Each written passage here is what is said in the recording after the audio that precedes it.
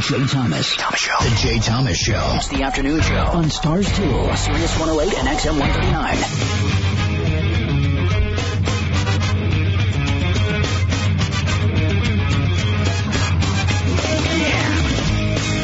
Rodney Lee Conover is helping us out today. It's 888-4-102-102. Easy to get to us. It's called The Jay Thomas Show. But, of course, it belongs to you, the people. See, if I had one of those political shows, that's what I would do. I'd make up all this crap. It belongs to you, the people. Rodney, we're both in California, but... we're getting smashed with, I don't know, 8-9 inches of rain today. Something crazy like that. Sounds wet out there. You're getting the same thing? It's pretty, it's raining. It's been raining hard for a while. A couple of days, 3-4 days. Now, there will be a drought as soon as this rain is over. There'll be a massive shortage of water very soon. As soon as the rain is over. Now, it sounds like a joke, but they tell us that we're in a drought, and then it rains. Yeah, there's rationing, there's everything. And then it rains, and there's nothing, apparently, to catch the water in. Oh, yeah, there is. No, the reservoirs only hold so much water. I know, but there's something to catch the rainwater. It's the L.A. River, the cement canal that runs through. That catches the water. Where does the water go? Right up to the ocean. Well, that's... well, the fish have enough water, you know. That's what I'm thinking. Yeah, it's us up here. You know why they like that fresh water? Why? It's better to fuck in. You opened up with some real thought-provoking material, didn't you? Well, you said I was going to help today. You didn't say I'm the co-host, or you didn't give me any sort of... Well, you know what? You didn't give me any sort of props, so I thought I'll just help. That's what I'll do today. Good Lord. It's you know what? I mean, why don't you just die and come back as a wife? Why don't you just... It's different getting challenged, isn't it? No, everybody... A little different, isn't it, Jay? No, everybody that works here is a challenge to me. Yeah. Everybody that works here. And they don't want to be called some are co-host. Yeah, I don't know.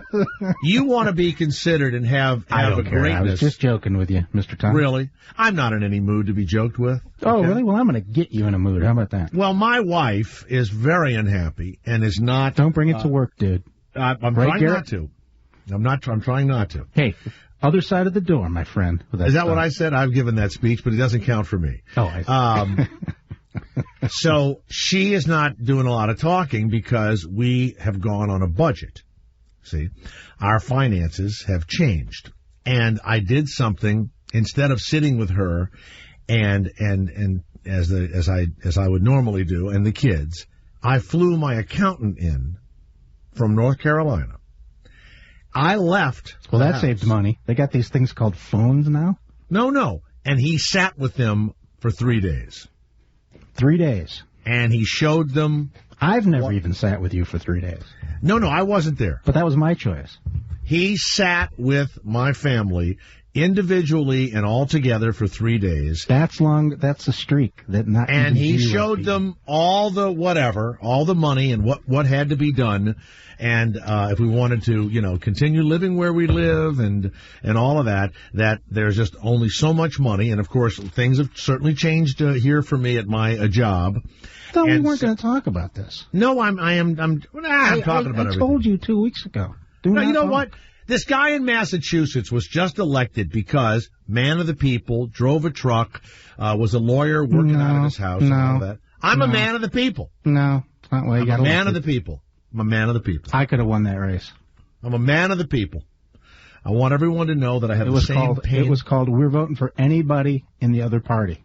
That was what that race was. Same pain that anybody else is feeling. I just want people to know it. So now, my wife, and I don't know what things she does. I don't know, you're not married, but you'd love being married to my wife because she makes very little noise. She's always very nice to me and very nice coffee. And you don't know where she is on the whole day. But apparently there were places that she went that must have cost money.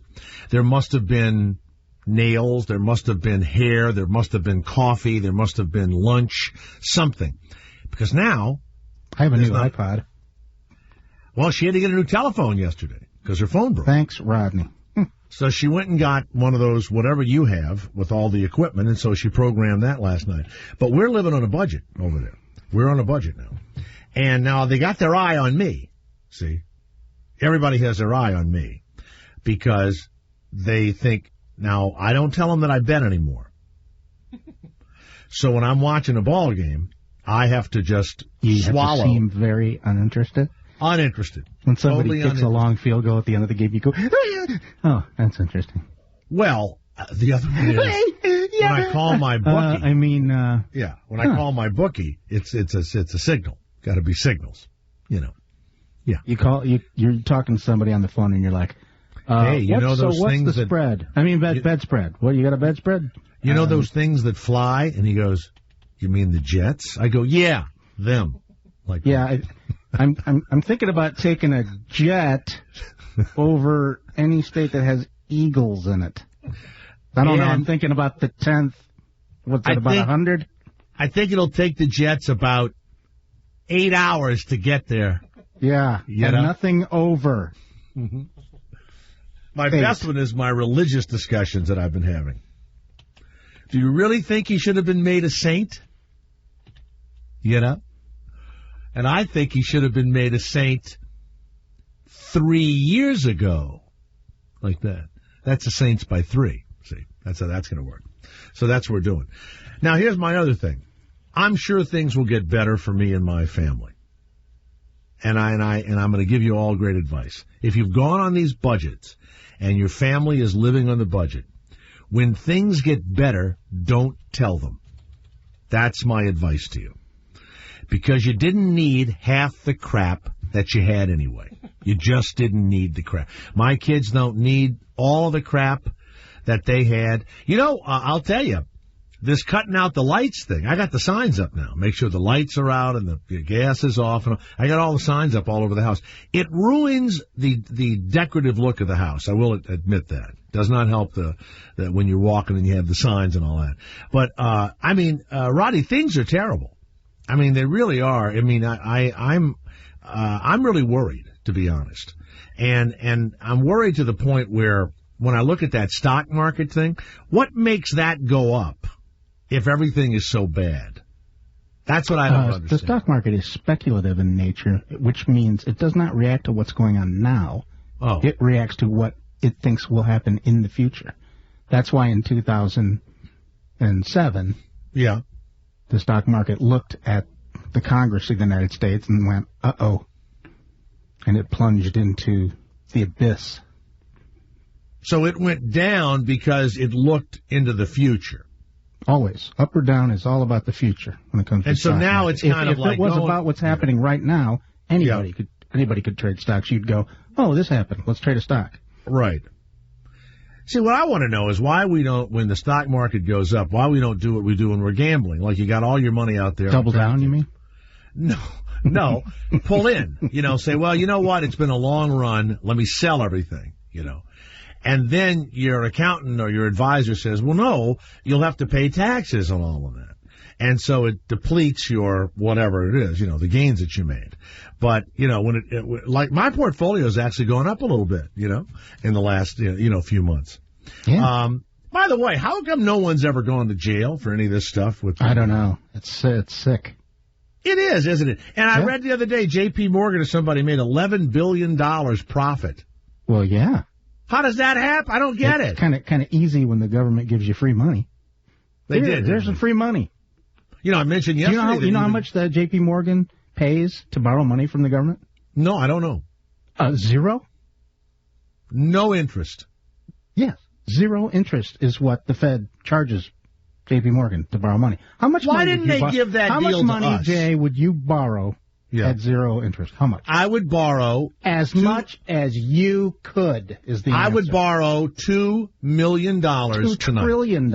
No, but I mean, as a person, I could probably get a $2 million loan on all my properties and everything. You would put it into a government-backed, in other words, guaranteed, 2% or 3%, whatever, and you'd keep the difference. Goddamn government. Do you think I'm smarter than J.P. Morgan? And yet I know that.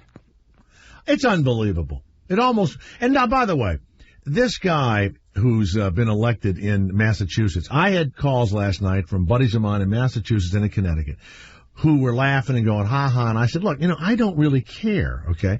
I mean, as long as he's a good guy and everything else. But the first thing this guy talks about is he thinks that it's odd when lesbians have children. He said that. It's one of his quotes. And that's okay, because we all think it's odd, but you have to pretend you think it's okay, right? His daughter is a 6 foot, I think 1 inch former basketball player at Boston College. Now, correct me if I'm wrong. What does she look like? She's gorgeous. Is that right? Oh, you haven't seen the daughters? Oh. No. Oh, she's good. They're gorgeous. I'm not joking. They're gorgeous. The wife is kind of this pudgy little blonde-haired woman with a voice like that. Oh, Scott. But the daughters are gorgeous. Now, you're telling me that no women on the Boston College basketball team were lesbians? I find that hard to believe. Very hard to believe. There's nothing wrong with that. But you will admit that to be an ice skater like that guy, is it Johnny Weir? That guy? Yeah. To be a male ice skater, you have to have too much estrogen to make all those moves. Most men, when they twist their testicles in their groin like they do in ice skating, you would pull a muscle. But if you have estrogen, Rodney, you don't have as tight of a muscle down there. I don't know if you know this or not. I should take some estrogen. Well, you should. But this guy, this Johnny Weir, who wears the little fox clothing and the pink and all that. And then when you're a woman basketball player and you're banging against the boards and all that, you need to have a little more testosterone. Okay? Right? So, that's what he said. He said that he thought it looked weird when lesbians had, children. Now. So what you're saying is you agree, and he's an idiot for saying the truth. Or agreeing. Well, you can't say the truth. Not the truth. But then he said his 2 daughters were available. Did you hear? Have you heard him? Heard him talk about his 2 daughters? I really haven't heard him talk much. Do we have a clip of him trying to pimp his daughters off? And as always, I rely on Gail's love and support and that of our 2 lovely daughters. So I want to thank Ayla and Ariana for their help as well.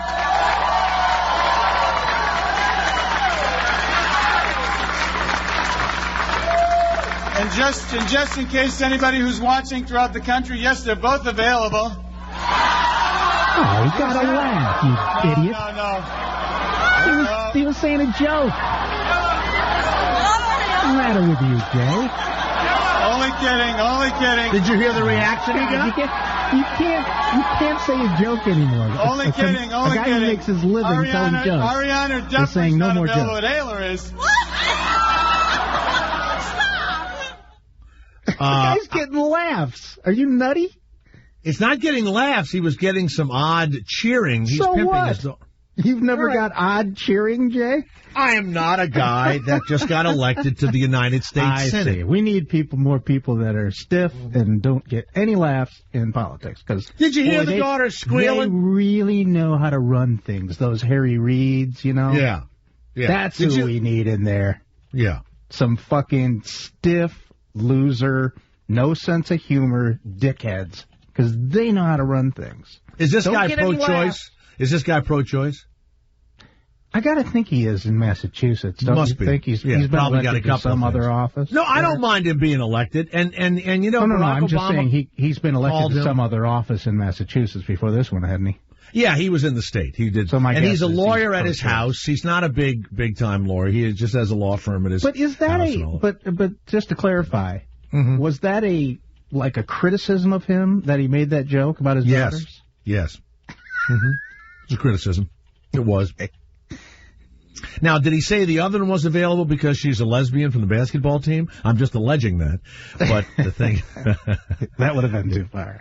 Hey, University of California at Santa Barbara has one of the best women's basketball teams in the nation. And you know what else? Every year. What? They have one of the best water polo teams now. Yes, they do.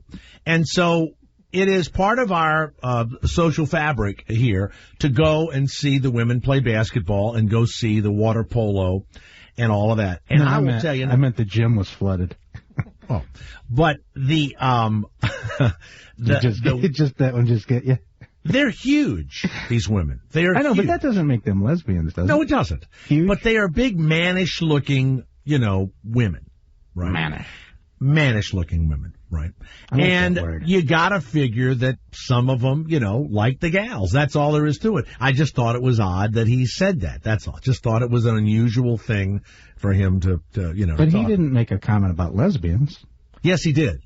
Oh, he did?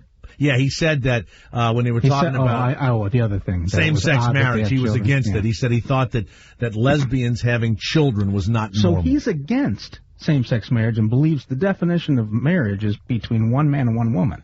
Right. Like our president. He's an idiot, too, then. He's an idiot. I disagree with both of them, by the way. Yeah, they should, listen. The fuck do you care who gets married? I think if marriage is the word that you're having a problem with, then make it only religious marriage, and then all marriage certificates, including the one that I have with my lovely wife, would be considered whatever you want to call it. You would call it a civil union certificate for males and females who marry each other. Males and males and women. Call it a civil certificate of union. Would you go along with that? And then marriage would be something. Marriage is fine with me. What I don't get is, let's say two women get married. What the fuck does that have to do with your marriage? Nothing. Nothing. Zero.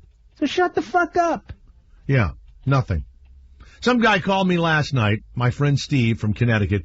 He goes, you know why this guy won? Because he said that they shouldn't be trying the whatever it is, the Al-Qaeda guy in New York. I said, okay. He said he's against... Do you agree with that or again? I don't care. You really don't care about that? I really don't care. Wow. That's incredible. I know that's so weird, but I don't care. It doesn't affect me at all where they try the guy. It affects you tremendously. Didn't they try the other shoe bomber in Chicago and he got life and life went on? That's it? Yeah, and guess who was the law firm that made millions of dollars from that? Who? Rahm Emanuel's. Ching, ching. So you're against it because they make ching, money? Ching. I'm just saying, ching, coincidence, ching, ching. Just no, so you're saying that the only reason why they're doing it... And what law firm do you suppose will be doing all this stuff in New York?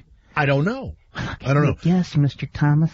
So wait a second. 5 seconds. Mr. The United States Army also has to pay a civilian lawyer to defend the people from Guantanamo. You know that, don't you?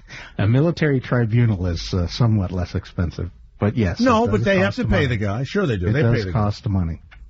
Yeah. I don't care whether they try anybody. I don't care. I don't care. And apparently, a lot of Democrats in Massachusetts care, too. I don't care.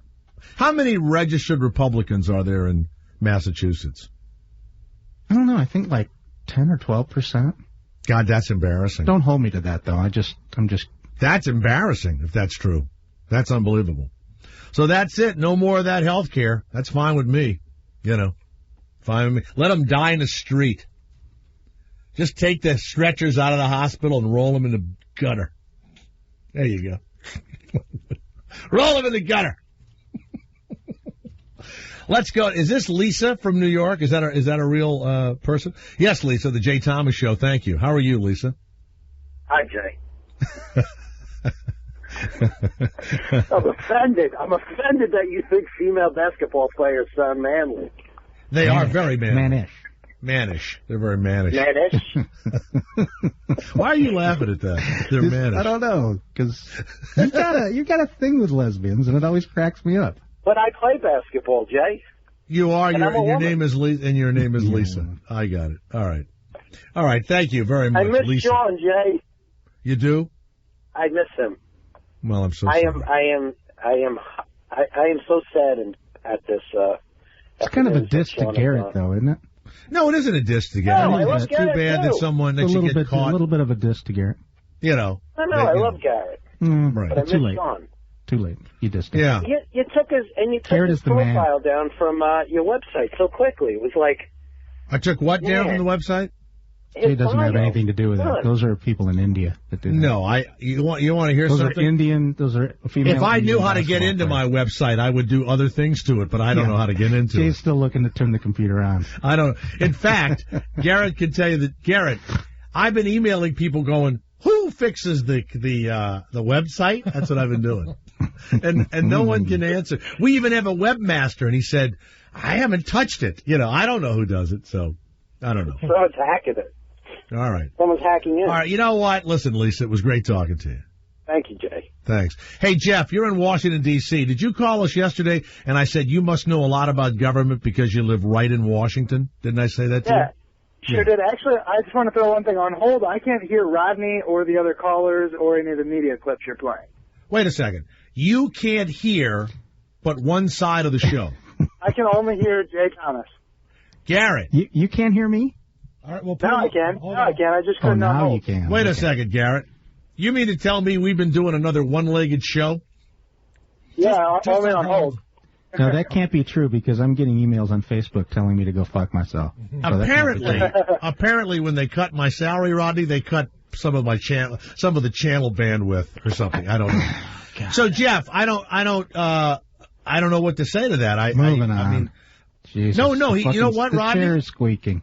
No, you want to hear something? I actually have another couple of calls coming in saying that. Well, then fix it, but let's not talk about it. It's fixed. Okay, guys, thanks. Jesus. Thanks, Jeff. There you go. It's fixed. Okay, great. Now that I'm not on hold, that does me a lot of good. But, all right. You're still complaining. Quick question. You mean when you're on hold, you couldn't hear both sides of the conversation? Yeah, that's what I said. Oh, then who just cares? On hold. So what? People listening to the radios can hear. Yeah, you know right? what? I thought you meant the radio, you big idiot. Don't ever panic me like when you're on hold. I don't care if you hear anything. What do you need to hear anything for? What did you call about? Anyway, I was calling to ask Rodney a couple. Well, first of all, now that you guys have 41 in the Senate, everybody keeps saying that it's going to block things and that everybody's freaking out about it. But I just didn't understand the dynamic. I mean, I know you can filibuster now, but Bush got plenty of stuff done without a supermajority. So what's to say that you can't still push things through with 59 votes? I think the voters of Massachusetts were not saying anything more than quit ramming shit down our throats, okay? I think basically, I don't think it was any more complicated than that. It's like, yeah, we all want health reform. Certainly people in Massachusetts do. But quit ramming this shit down our throats. Quit doing it in the middle of the night. Quit with the bribing of the senators. Quit with that shit. Let's do the health reform, but slow the fuck down. And stop, just don't increase the deficit by $13 trillion and not let people read the bill. I mean, that's all they were saying, nothing more. I think they were doing what I did with my accountant, and I'm not joking. I had told my family, look, things have changed for us, and we need to cut. And I swear to God, they looked at me, and it all looks the same, and nothing. And finally, I really did. I flew my accountant, and I said, sit with them. Tell them the truth and all. And I have to tell you something. In every major tragedy, whether it was Bush and them doing the war thing, as soon as there was the attack, they wanted to have a war, so they had it. And then we had the crash of the economy, and the Democrats wanted to spend all this money anyway. And it's true of every government we've ever had. As soon as there's a problem, you're able to get stuff done that would have taken a lot longer. And I agree with Rodney in that it is odd to me that someone doesn't say, gee, the war cost a lot of money. Let's stop the war because it's expensive. And the health care thing, we'll figure it out later, but I have to tell you, that is odd to me. I really don't understand. This guy would be being hailed if he gave the 0% loans to the people that lost their homes. And I read today that J.P. Morgan made almost $12 billion in profit. There is something really, really wrong with that. And I don't disagree at all. And for some reason, and I'll keep saying it, when you get into government, something happens to you. I don't know what it is. I don't know if it's the bribes. I don't know if it's having to get reelected.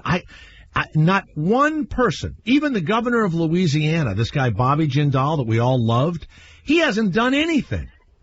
That's not true. He's turned around the education system in Louisiana, Jay.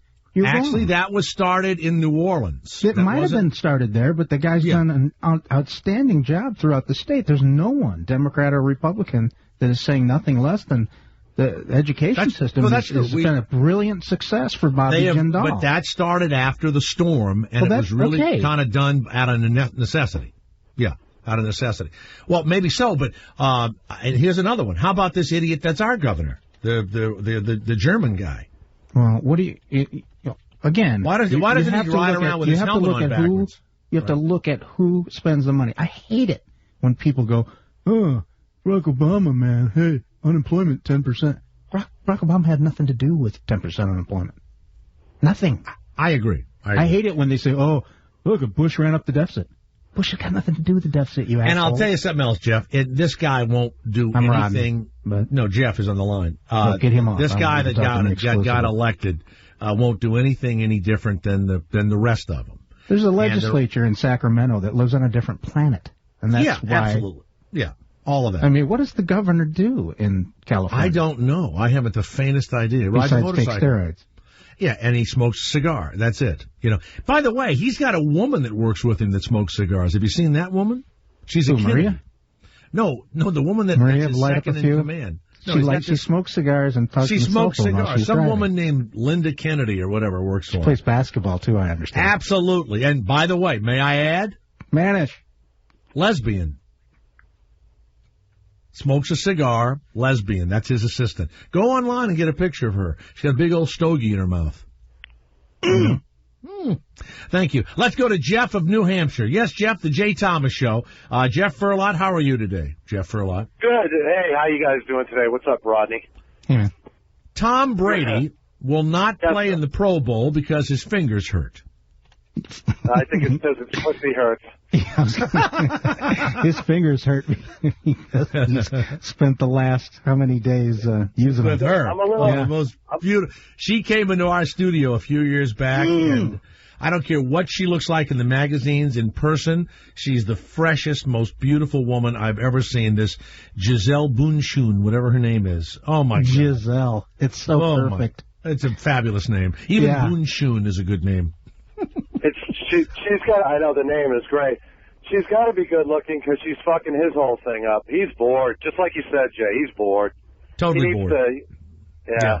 He needs to get some fire going. But listen, I got a question for Rodney. Sure. And Rodney, I got a lot of respect for you, but thank you, Jeff. That means a lot to me. Yeah, I'm sure it does. Why do you stop Jay from talking about shit, man? Because I will answer your question. There are certain subjects that we should, Jay, not we, but Jay, should not talk about. What happened? And when they start, Jeff, and I know what these subjects are, you do not. Yeah. I have the wisdom of years. I have extended Jay's career perhaps by about 12 years. Just by saying moving on. I understand all that, and I'm putting that into perspective. That's why I interrupt and stop him like I'm stopping you right now. I don't listen to what he says. Oh, you do too, you liar. I'm a rebel. Rodney. I'm a lone wolf. In fact, Jeff, I'll go this far, Jeff Verlot.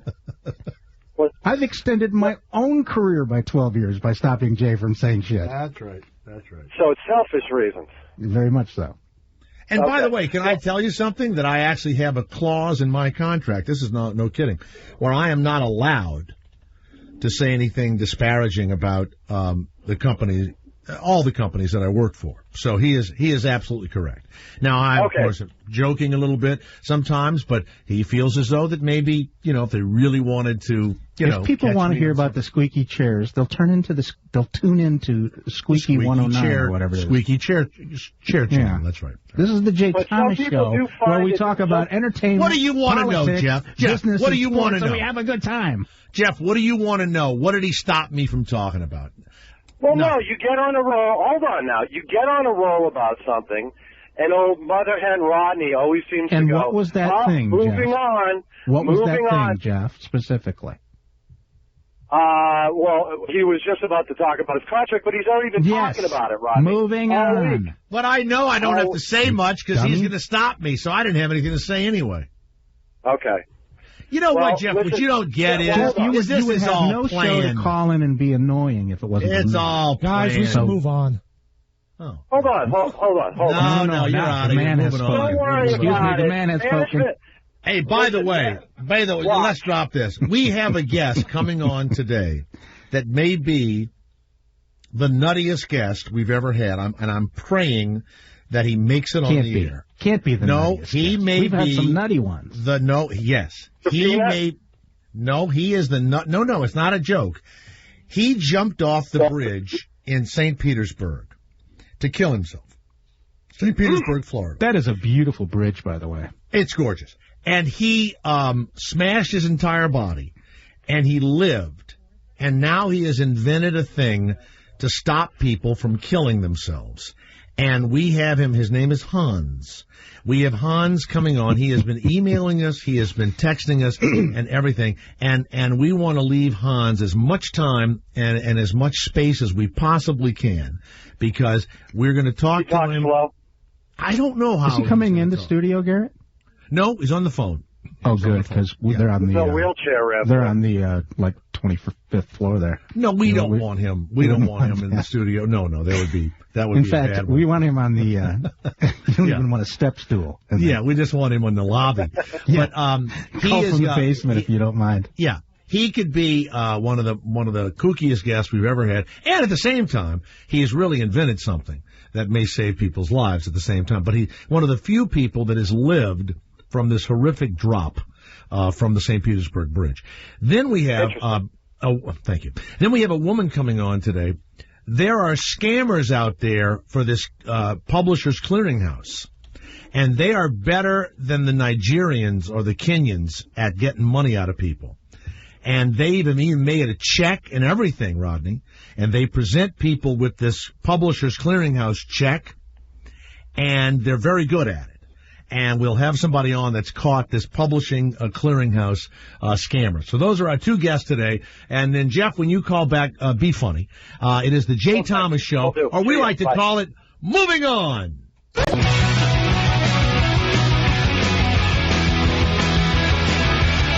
They're saying that tomorrow will be the last night for Conan O'Brien. And something crazy. What did he get? Their one report was $54 million. Another one was $40 million and all that. But he can't be on the air till September is one of the deals. I know that. But he must give the money back if he goes on the air someplace else.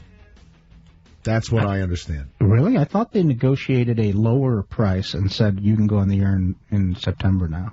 God. So he'll get 35 or 40 million bucks or whatever it is. And still, Jesus, unbelievable. And they've also agreed to the moving costs for his hair over the new network. They can go anywhere they want with it. Now, here's the other thing. What is this thing, Garrett, that we read this morning that they have to pay for all kinds of stuff leading up to the to when he's off the air? And one of the bits cost $1.5 million the other night. Mm-hmm. Did you read this? You're talking about the intellectual property? No. You said he is bits. now doing bits that are so expensive, and they're he's spending all the budget. Yeah, I read that too. And they can't stop him. Yeah, right. Because he's basically spending the entire year's budget, now in 2 days. And the bit they did was they made one of these Bugatti cars to look like a mouse or something, right? Yeah. And the bit now will it play sound wise if we hear the bit? I think so, because he explains it all as he does it. So he's shitting on NBC right in front of him. Right? It is. What's looking like this is our, could be our last week. The good news is that until NBC yanks us off the air, we can pretty much do whatever we want. And this is the best part. We can do whatever we want, and they have to pay for it.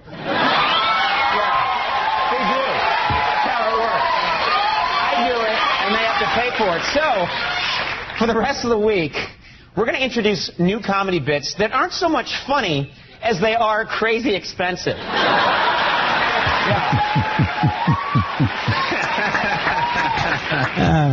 So, with that in mind, say hello to our new Tonight Show character, the Bugatti Veyron Mouse. Bugatti cost, what, $1 million or something?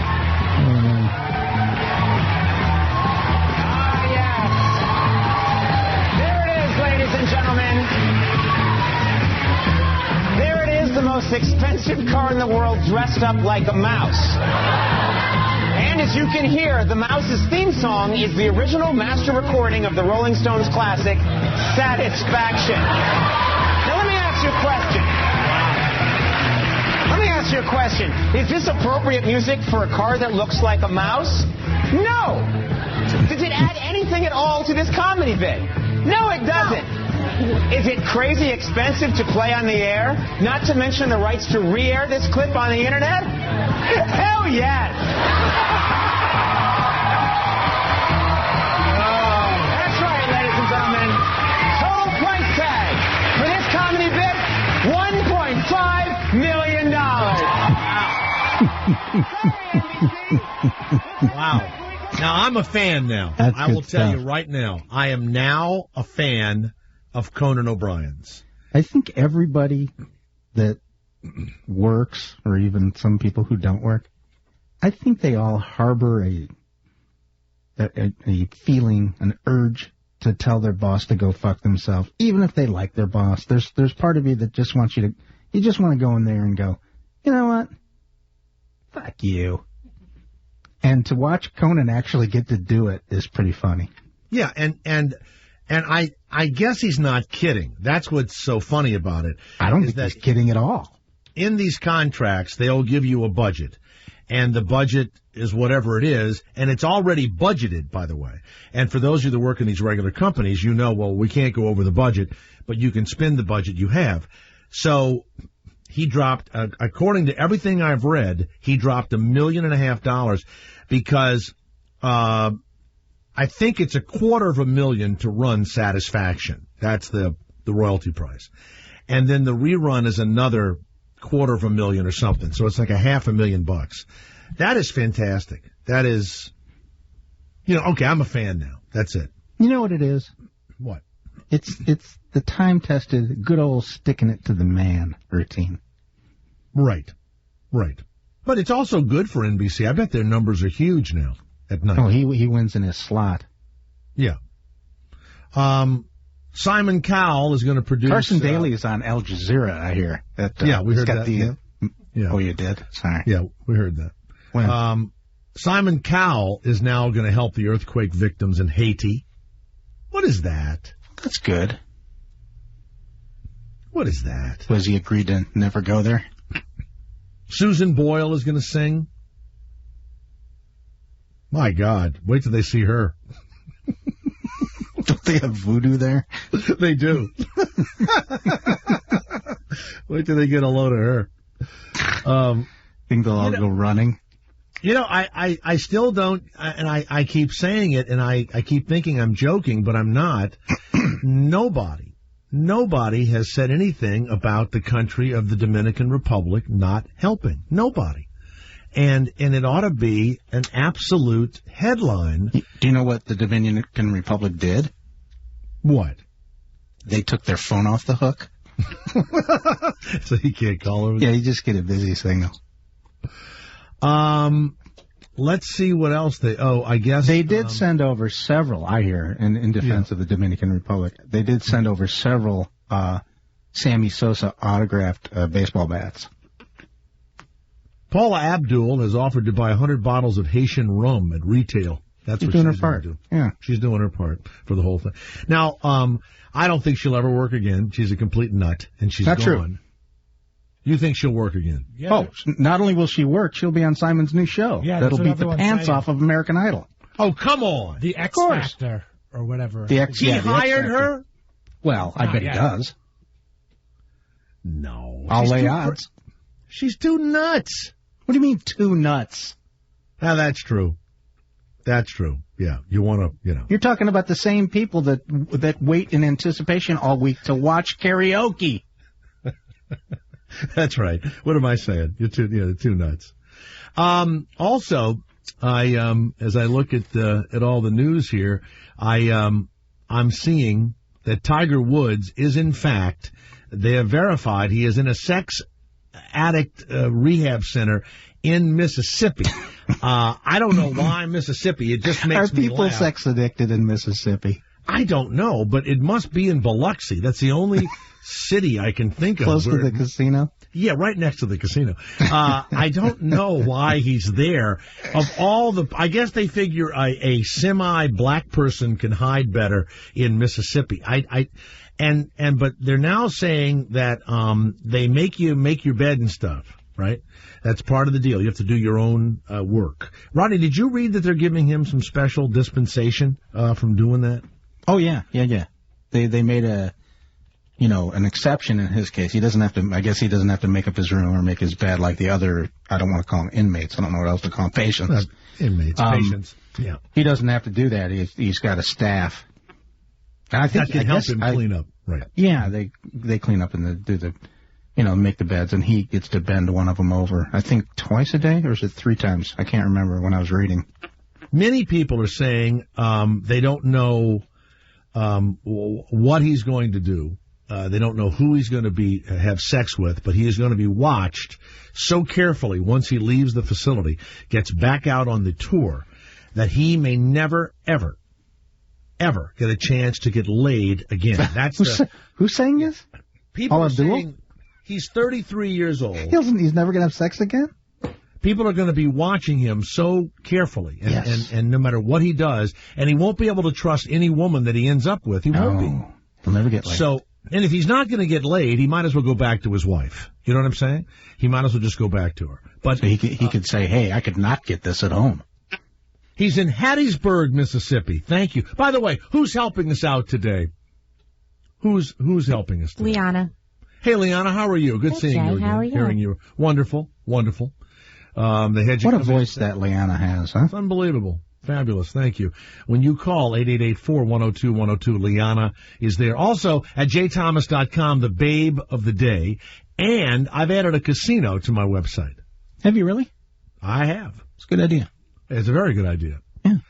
There's a casino there and everything else. Yeah. It's all happening. Am I there? Am I on there?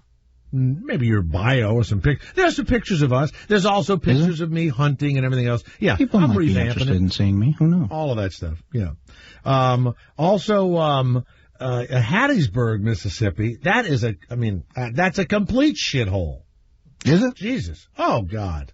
That's where Mississippi Southern is. I was a basketball announcer down there. That's where they are. But listen. If you like living in a shithole, that's fine. That's fine. But there are great cities in the world where I would rather live, and I wouldn't live in Yuma, Arizona, either. I wouldn't live in El Paso. I wouldn't live in Scranton, Pennsylvania. I don't know if it's a great idea just to start naming cities and saying they're crappy. Really? Really. As a person who tries to draw from everywhere. Really? Now, normally I would have just said moving on, but for Jeff Furlot, I had to fucking explain it. Okay. So, you know what? You're like the little guy on the shoulder in the cartoons. You're the little red devil, on the shoulders and stuff like that. No, I'm the angel that straightens your ass out. That's the devil that encourages you to do bad shit. That's Garrett. I am a huge Conan O'Brien fan now. I am an absolute huge. That is so funny. That made me laugh so much. Well, you remember when Carson would always make fun of Burbank, the city, and the corporate owner of NBC, and he was great at that. Charlie Sheen's wife has been taken to the hospital, high fever and infection following oral surgery. Whoa, they let Charlie out? No. No. She's been put into the hospital. Oh, high fever and an infection. And there's a court From hearing. What? They operated on her mouth. What, to enlarge it? I don't know. What? Her attorney, Yale Galanter, there's only like 3 attorneys, I guess, in L.A., they're all the same person, said that Brooke Sheen was running a fever of 105. Let me ask a question. You think Charlie's over there praying for her demise? Oh, my God. He's getting the cold compress going, honey, it's probably nothing. Come on, let me take you back to the house. Yeah, it's probably nothing. You could say whatever you 105 want. 105's normal for a woman of your height. When I was getting divorced, and I wasn't going to lose a ton of money and stuff. But when I was getting divorced, it was going to cost me $400 or $500 a month for like 4 years or 5 years, and I'd only been married a year, right? This was my divorce in the middle. And I got so angry, and we're fighting so much, I'm not joking, that if she had died, it would have been absolutely fine with me. And if I could have figured a way to get a hitman and to kill her, I would have. When you're having and I'm sure women feel the same way about the husband. When you're having trouble with your spouse and you guys are breaking up or about to, you want them to die. And don't pretend. Don't pretend. It makes life so friggin' easy.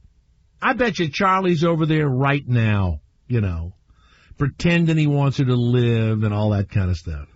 He probably gave her the infection, or put something in his mouth. It's not every day you read a story that has Charlie Sheen, infection, and oral in it in the same story. It really isn't. You're right. That's a good one. All right. Hey, the Jay Thomas Show. Hopefully, the guest that I've been telling you about, the man that tried to commit suicide, turned his life around and now has something that will save people. Okay. And then, of course, we have and be careful with this Publishers Clearinghouse, because in these tough times, you'll fall for anything. Those folks are coming up, and we'll continue talking to you at 888-4-102-102. Wow, Charlie Daniels has had a stroke. It was the big news in our newspaper today. Old Charlie Daniels, he had stiffness and numbness in his left hand and arm. But don't worry, he'll be up and boring the shit out of everybody real soon. turn one of his shitty songs. Speaking just for me and some people from Tennessee, we got a thing or two to tell you all. This lady may have stumbled, but she ain't never failed. And if the Russians don't believe that, they can all go straight to hell. We're gonna put her feet back on the path of righteousness. Okay, great. Thanks a lot. That's modern. Let me take a little. I think that song's like 20 years old, 30 years old. He still sings the same crap. By the way, Liana, yes, I just made a comment that it may be true. No man who is single has ever been accused of sex addiction. Only the celebrities that you see go in, David Duchovny, married. Tiger Woods, married. George Clooney. No, single. George Clooney is not a sex single. Addict. He's single. Of course not. Single guys can't be sex addicts, like you're saying. Yeah, that's my question. You must be married to be a sex addict. Liana, you're single now? I'm married.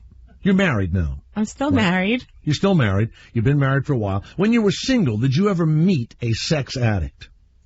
I don't think so. Like you were one of 40 women this guy was with. I mean, and you found out later he was with lots of women. A single guy. No, I don't think so, but... Never ran across. Did you ever meet one of these addicts, the not calling after they sleep with you addict? You ever meet one of those? You ever meet those guys? Are you talking to me still? Yeah, talking to you. Sorry. Women are always going, he didn't call me. Yes, there's definitely been those guys. Those guys, that's an addiction. I had that. Sleep with somebody, you work to get them in bed, and then you don't call them. It's an addiction. It's called a douchebag. There you go, or a douchebag. It's not addiction, it's a douchebag. It's a douchebag. Obviously. But it is true. It is true that only I'm sure there are single guys that are going through it or whatever. But single guys going through what? Getting laid constantly? Wow. That is some fucking disease you got there. Where's the line? I don't know. What is too much? Have you ever looked at something called Nature? There's these there's these cable channels. One of them's Animal Planet. There's Discovery. Yeah. And a lot of times they will show animals. And animals eat and fuck. What's that? They eat and fuck. That's what animals do. That's kind of their job. What a show that would be. Yeah, but I'm just saying humans are animals. Yeah, I got you. You seem to be in a different room for some reason. No. Liana, have you cast Jay off into another room? No, I turned. Is Jay in the douchebag room? No, I'm not. You sound like you're inside a douchebag. So we're animals, and so and we're having trouble. If given the opportunity to act like an animal, Since you are an animal, that's what you'll do. Sure. All right, I'm with you. But what cracks me up is what you're saying and you've ever been to a sex addiction, whatever it is, a seminar or whatever, call us. My God, I just thought of it. You got to be married to be sex addicted. Think of that. The Jay Thomas Show with Rodney Lee Conover, Leanna, and Garrett.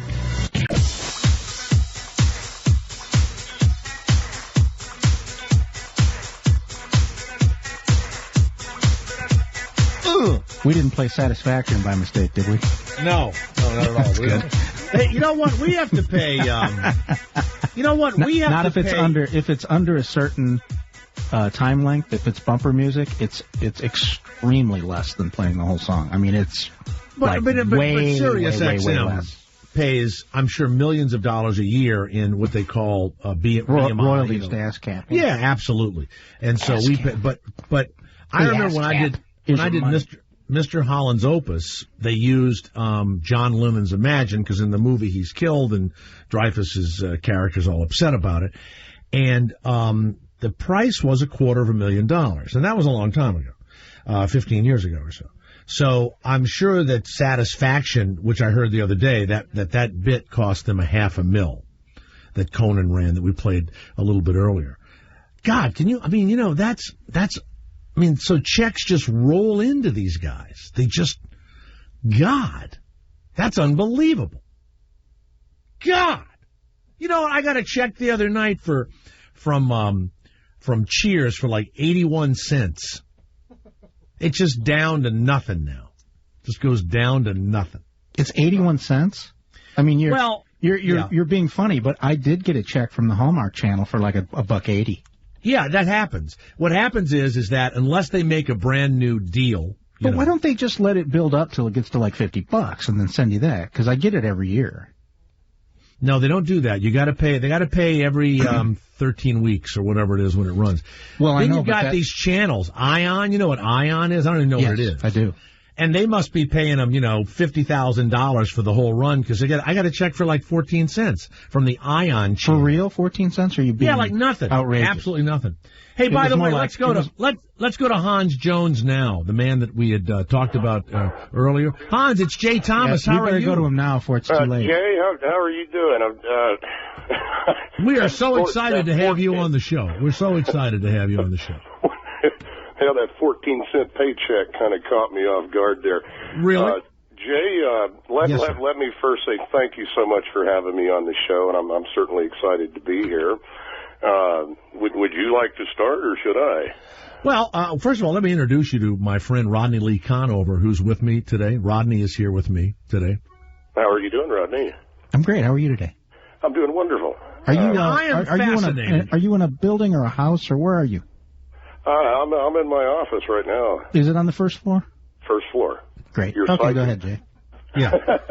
We are so worried, and I wanted to get you on early, and I'll tell you why.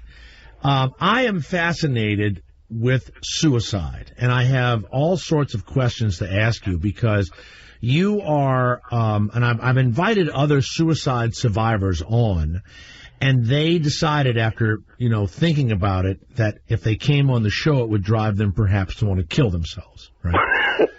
That I would do, I'm not joking, that I would do something to them. So first of all, before we go any further, and before we talk about your incredible invention, you jumped off that giant bridge in St. Petersburg.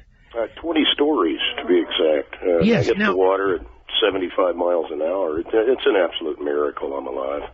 Now, here's the crazy part, and this is what I always wonder.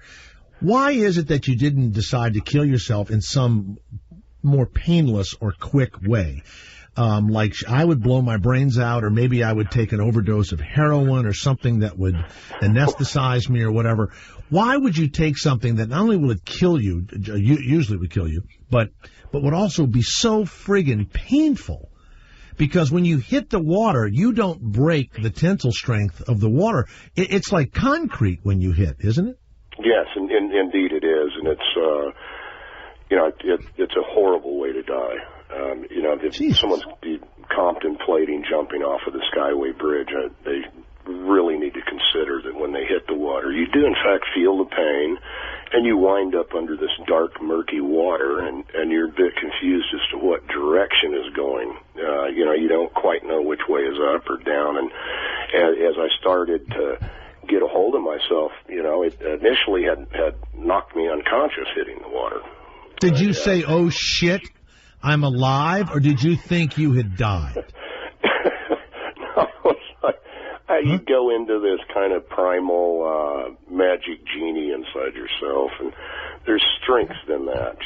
This will to survive is incredible, and part of us, the human spirit, I believe. No, I think it was more along the lines, Jay, of holy shit, I'm still alive. And when I got to the surface, I could see that, it wasn't all over yet. I still had some swimming to do. I swam about a half a football length. Why didn't you give up? Why didn't you just go, I want to kill myself. I'm so depressed. I'll tell you, wait a minute. I think what actually got me out of the water, how I was able to pull on that internal strength was when I was about 7 years old. I almost drowned in the pool out in the back, and my cousins pulled me out. And I just remember this terror, and it was like that was this jet fuel inside of me to just make it. And when I finally got over to the rocks, hey, the worst part about it wasn't over yet. Get a load of this. So, the waves are 2 to 4 feet, and you're going up to these rocks, and it slammed me into the rocks right when I got there. And I've got a broken neck and ribs and a collapsed lung and everything, and I tried it again. I finally got up onto the rocks the third time, and I'm sitting there. And then you know what I was thinking? What? Where in the hell are my shorts? You mean your pants had come off? It was all gone, Jay. It's almost like today I had to call the SPCA, because I got to do the right thing with the dog and get it snipped, But it was like, to be sitting there, all my clothes are gone. So you're naked. You're totally naked, and then the boat's going out there in the middle, and I'm kind of wondering. And I waved the boat down, and the guy looks at me, and he has this just most baffled look in his face, and he looks up and he looks back at me, and he almost was. I almost on the verge of laughter. Almost. Did you jump that? Like he was just stunned. And I said yes, and of course the rest of it's all in the paper and whatnot. Well, now let me go over this. This was 9 years ago.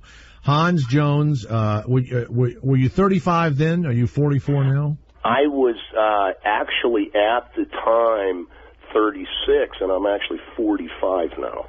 Lovelorn parked his purple pickup truck at the top of the Sunshine Skyway Bridge, and then dove approximately 200 feet into the tropical blue water of Tampa Bay, which is one of my most fun places to go.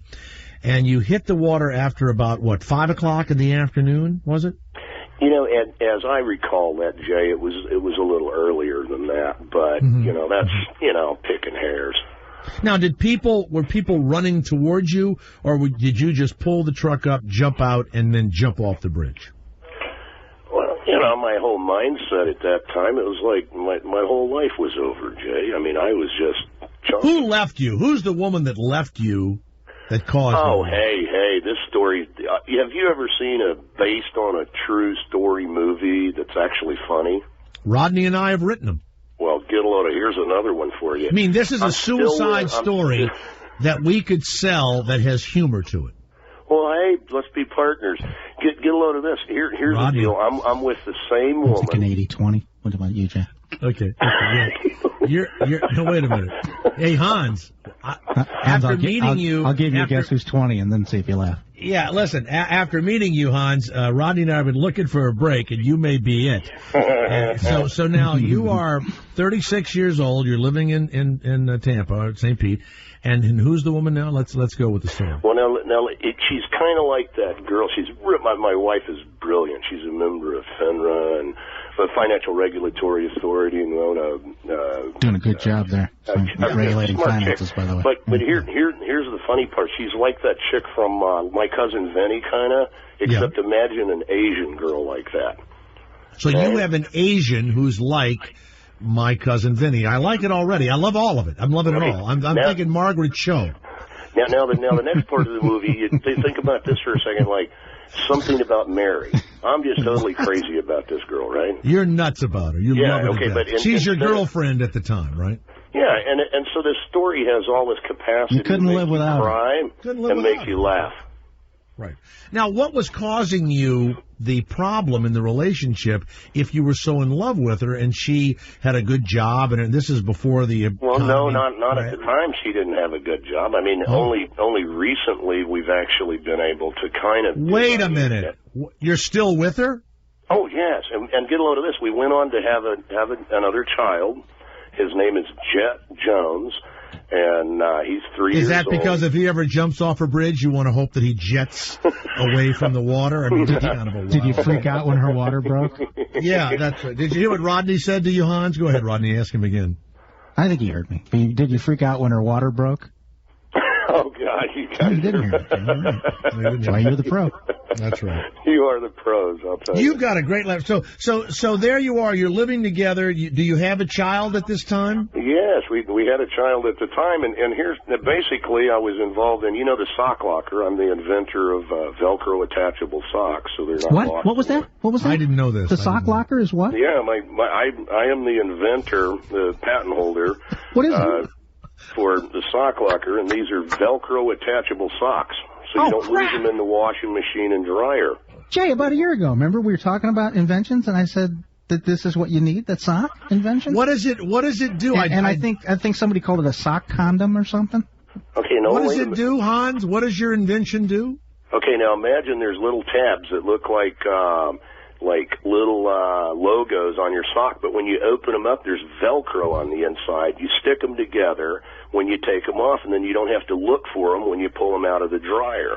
They go through the washing and dryer cycle. I thought you meant instead of having to pull your socks on, you just put them on with the Velcro instead of pulling them over your feet. That's a great idea because you're right. You spend half your life, even when you pull them, we do our own laundry and everything at our home, and I have to hold it. Of course I do. You got rid of the maids? No, the maids have never done the laundry. You really have cut back. You were not fucking around. No, the maids have never done the laundry because you're right. It takes too damn long. One of the 3 maids was doing the laundry. Come on. You know what, Rodney? We've cut all that. I'm sorry. Oh, my goodness. That's cut back. Well, then you can hardly afford Velcro. Even the guy that tried to commit suicide feels sorry for you. So now you're in the house with the wife, and you got the Asian wife who's on her way. You got the little kid. Before you killed yourself, did you think, I'm going to leave my child an orphan? Forget the wife. You're probably angry at her at the time. But did the picture of your child stop you at all, or begin to stop you? One's got to kind of understand the situation. I mean, we had just gotten a fight, but this is all due to financial stuff going on in our family. As an inventor, I got screwed on my last patent. These guys, I got my first patent issued. Mm-hmm. I was living in the back of my van, a E150 Ford Econoline. Down by the river? Yeah. Down by the river? Down by come on now. But you can imagine the humiliation of this when these guys essentially snagged my patent, threw me out, went on to spend $1 million, and I get shit. Now what is it? What was that? Was that the sock thing? The sock? Yes, the sock thing. I got the. So my dad invented something called the snot locker. Have you ever heard of that? We should trademark that. So I don't think we can get a utility patent on it. All right, you and the wife are fighting, and you go, screw it, I'm going to park the purple truck and jump off the bridge. Well, I wouldn't say it's all that simple. Oh. At the time, it was, the relationship was going apart. I really didn't have anywhere to know where I was going to be able to live. I'm sitting there with a swollen face from a toothache that I can't fix. My wife's going to press charges on me for assault because I grabbed her during an argument, and none of this would have ever happened if these people had not, fucked me out of, Well, why didn't you get a gun and kill them? Because I don't do that. If I was going to do that, you know what I mean? Well, you'd have gone to jail or you'd have been electrocuted or whatever, but at least you would have taken the bastards down. I mean, you were going to kill yourself over somebody else doing something to you. If I was going to die and somebody caused it, I would take them down with me. Do you you hear should that, have Velcroed folks? yourself Do to not those piss guys off, before you jumped. Hey, wait a minute. No, don't piss off Jay, guys. Anybody listening, don't piss off Jay. And I couldn't do that. But anyhow, 9 years later, I've no royalties, nothing. The product's still on the market, and things move on. Now, let's go back to your childhood. Let me just guess. Okay, I come from a broken home. Well, not only I came from an interracial home, and I remember going to family reunions where I was the only white guy. See, this movie gets better every minute. So you're the only white guy in a black family? Basically. Right, okay. And is your mother white or black? My mother's white. But my stepdad, my real father, went to Vietnam, and the whole time I was growing up, I thought he was dead. I never really knew the guy. So your real father went to Vietnam and brought back an Asian woman with him? No, I in a roundabout way, but it was 1975. I mean, he didn't necessarily bring her back, but in some way the circle kind of came around. Yeah. Oh, wait, your dad brought an Asian woman back? I thought you said your mother was white. Yeah, my mother's white. What's that got to do with the Asian? But I don't know. What I don't know. Your dad did bring an Asian woman back to? Where were you conceived, Vietnam or America? Well, hey, if you're worth anything, you're born in the state of Texas. Okay, I'm just checking. In case you were you dyslexic? Someday. Because that's another big part of the movie. Were you dyslexic? Yeah, it's got these real sad twists to it and real funny parts of it, too. I was hit in the head with a pipe when I was 7 years old in Los What'd Angeles. you do that time? Well, no, I didn't. What happened was I happened to live in a pretty bad neighborhood, and there were street gangs and whatnot, and I got hit in the head when I was 7 years old, and I missed 2 years of school, and it caused, I have problems still to this day with reading and writing. It takes me a long time to read a book, and I tend to read books from an information standpoint, not an entertainment standpoint. But, okay, let's go back to the suicide. When you leave the when you leave the deck, when you leave. Well, wait a second. The pole. We're going to have to get around to the railing system, though, at some point here. Oh, yes, we are. Oh, no, we're going to, the intention we'll be to stop that people. Off. I mean, talking about that later. Oh, okay. Absolutely. In fact, I tell you what I'm going to do. I'm going to give, what's the website where people can talk and see the railing system? We're going to talk about it. The Electro Safety Rail System. Which is initially, at this stage in the game, what it's called. I'm looking at potentially changing that to stun rail, or, depending on if what sort of investors it might be interested in being stun rail. In it. And this would stop people from jumping off of tall bridges and buildings and suicide locations. How about the Zap Wow? Well, if somebody's pulling on the rail, then they get a high voltage shock. Okay, but Did you hear, Rodney? The Zap Wow, he wanted to call it. Okay. Yeah, you cut it in half, you got two. Yeah. Zap Wow. Now, we'll go to that in a few minutes, but when you left the railing, when you left the rail, what was your first thought as you left the rail? Even in that moment, there was something beautiful about life. Did you do a gainer? A gainer? Or did you just do a straight dive? What, a high dive guy? Yeah. What was your move? It was. Come on, you jump off a bridge, at least do a move. It's to your death. No, there was no move. It was, you're kind of at a pretty distraught place in your life if you're sitting up there, But I want to get back on this railing thing. It's not just to save somebody. Hold on, we're going to get to the railing, and you're going to be with us for another 20 minutes or so. Oh, okay, You leave the railing, and life is still beautiful. How long? On the way down. Yeah, you're on your way down, and it's going to be over soon. What do you see? What's happening to you as you fall? Well, not much can happen in 3.5 seconds. Well, but people want to know, because most people who do this don't survive and can't tell the tale. Right. So we're interested. I tell you what, I want you to gather your thoughts, and when we come back, we're going to have Hans Jones, who, by the way, there's an invention that he's here to talk to us about, and that's how I... It is amazing, by the way. Amazing invention. May I say that? Amazing invention.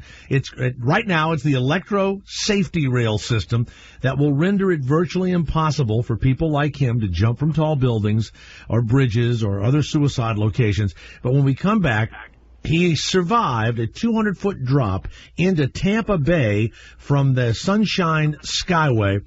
You and how many others have survived that fall before we go away, Hans? And there was 11, but I'm the only person to ever swim out. You're the only person that's ever... What happened to the other people? They got pulled out of the water. They did. So people have lived. Oh, yes, 11 people out of... but there's more than that. Those figures are a bit difficult to get accurate because there's a lot of secrecy involved. What's going on around here with the bridge? How many have died who have jumped? Approximately. Yeah, we know for a fact 81, but we think that we suspect there's a lot more.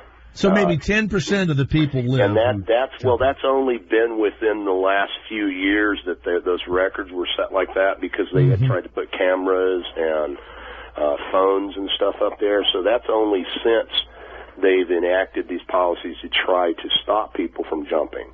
So when we come back, we're going to hear... I don't have the numbers before how many people have died. That's okay. That's fine. We're just curious. When we come back, we're going to hear about that 3.5 second drop, the 197-foot drop toward... And what could have prevented it? Hey, all of it. Stay where you are. Thank you, definitely. Hans Jones is here. We are so excited to have the man that tried to kill himself, whose movie Rodney and I'll be writing as soon as the show is over. And the wife is still with him. He's got another lovely child. It's a story of... It's heartwarming. It's all of it. Sadness. There's a lot of action. It's unbelievable. It has... Well, there's 3.5 seconds of action. But 3.5 seconds of incredible action. No, there's the naked swim to the rock, Rodney. That's not exactly action as much as it is swimming. I've got a shot of his ass in my head right now as he struggles to get to the rocks and then pulling himself onto the rocks and then boaters coming by and not wanting to save him. Did you ruin some new clothes, or did you have those clothes for a while? That's so funny. What's that got to do with it? Well, I'll tell you why. There are people that commit suicide who put on old clothes because they know it's going to get bloody and ruined. I'm not joking. That's a fact.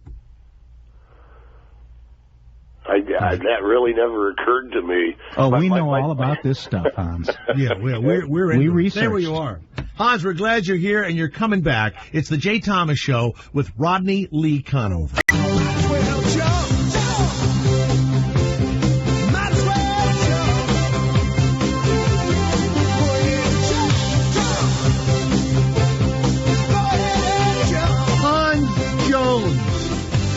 Jumped off the Sunshine Skyway Bridge in Tampa, 197 feet to almost certain death.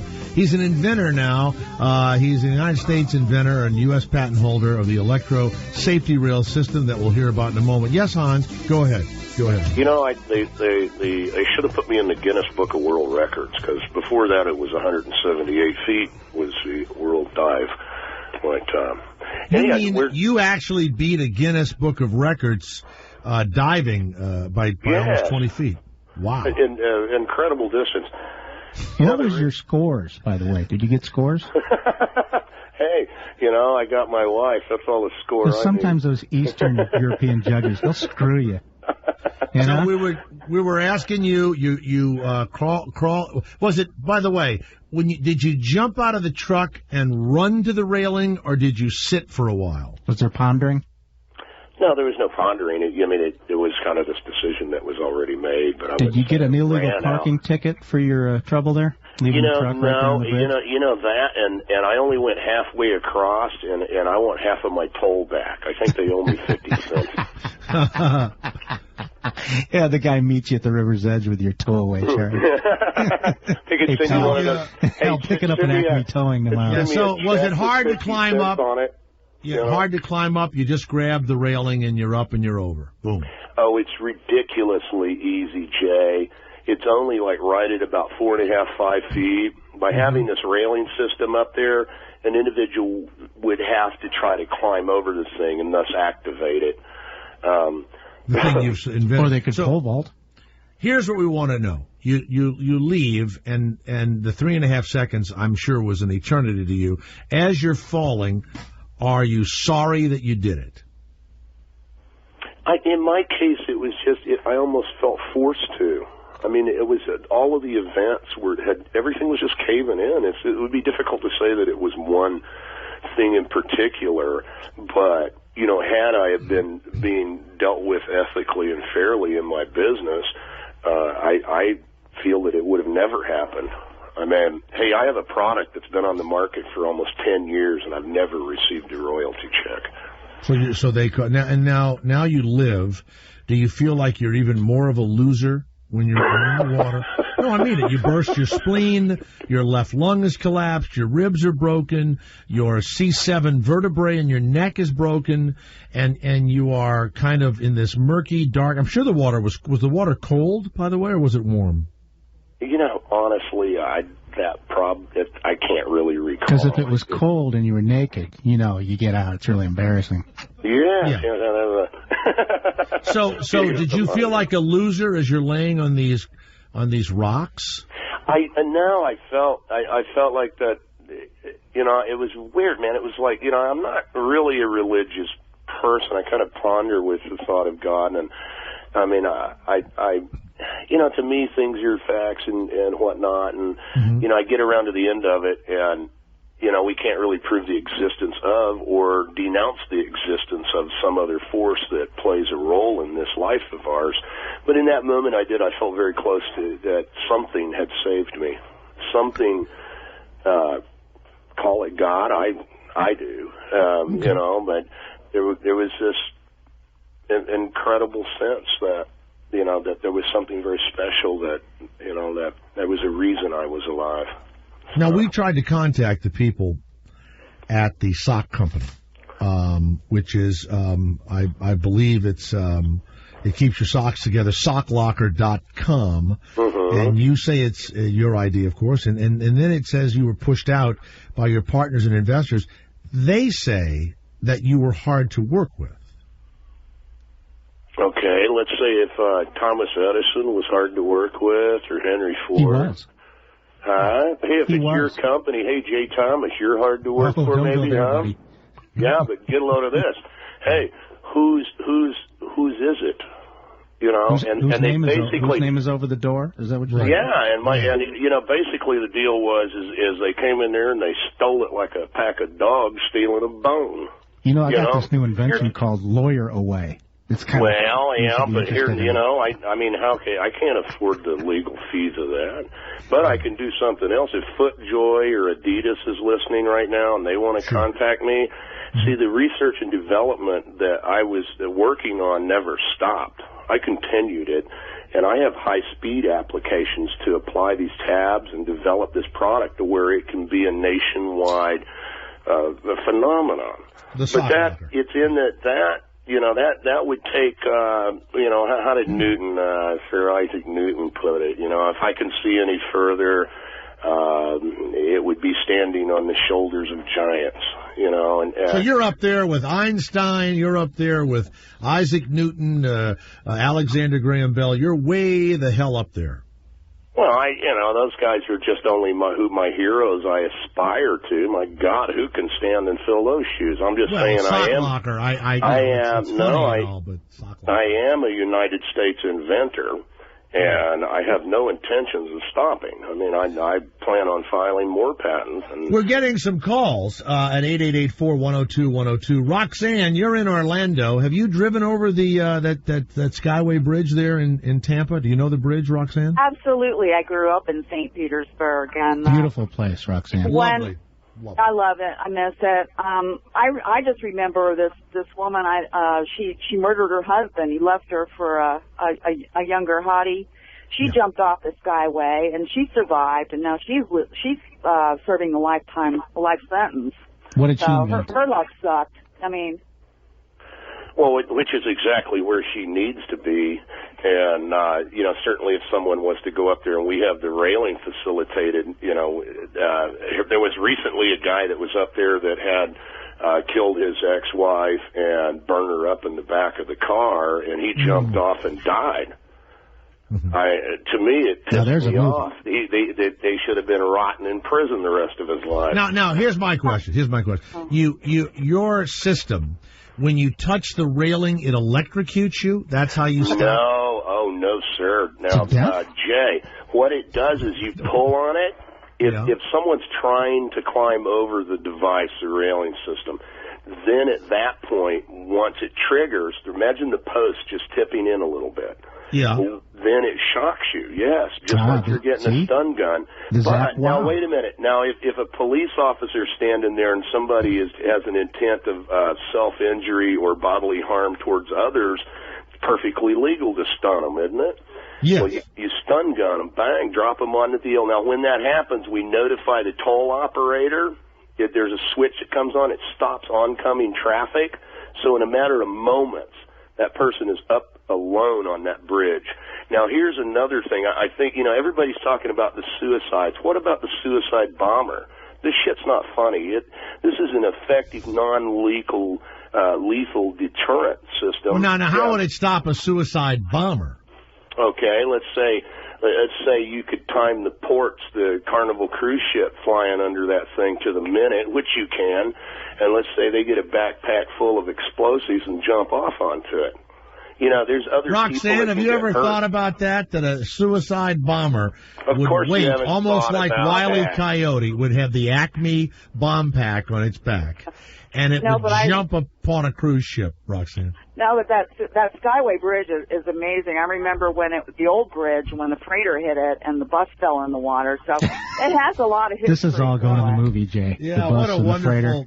And the bridge falling. Roxanne of Orlando, thank you. Hans, you've just given the bombers an idea. You've just given the Islamo-fascist bombing bastards an idea. And I have till 3/16/10 to file this thing, because I opened up Hans Jones 3/16/9 and made this idea aware to the public. I lose all of my patent rights on the 16th. What was that date?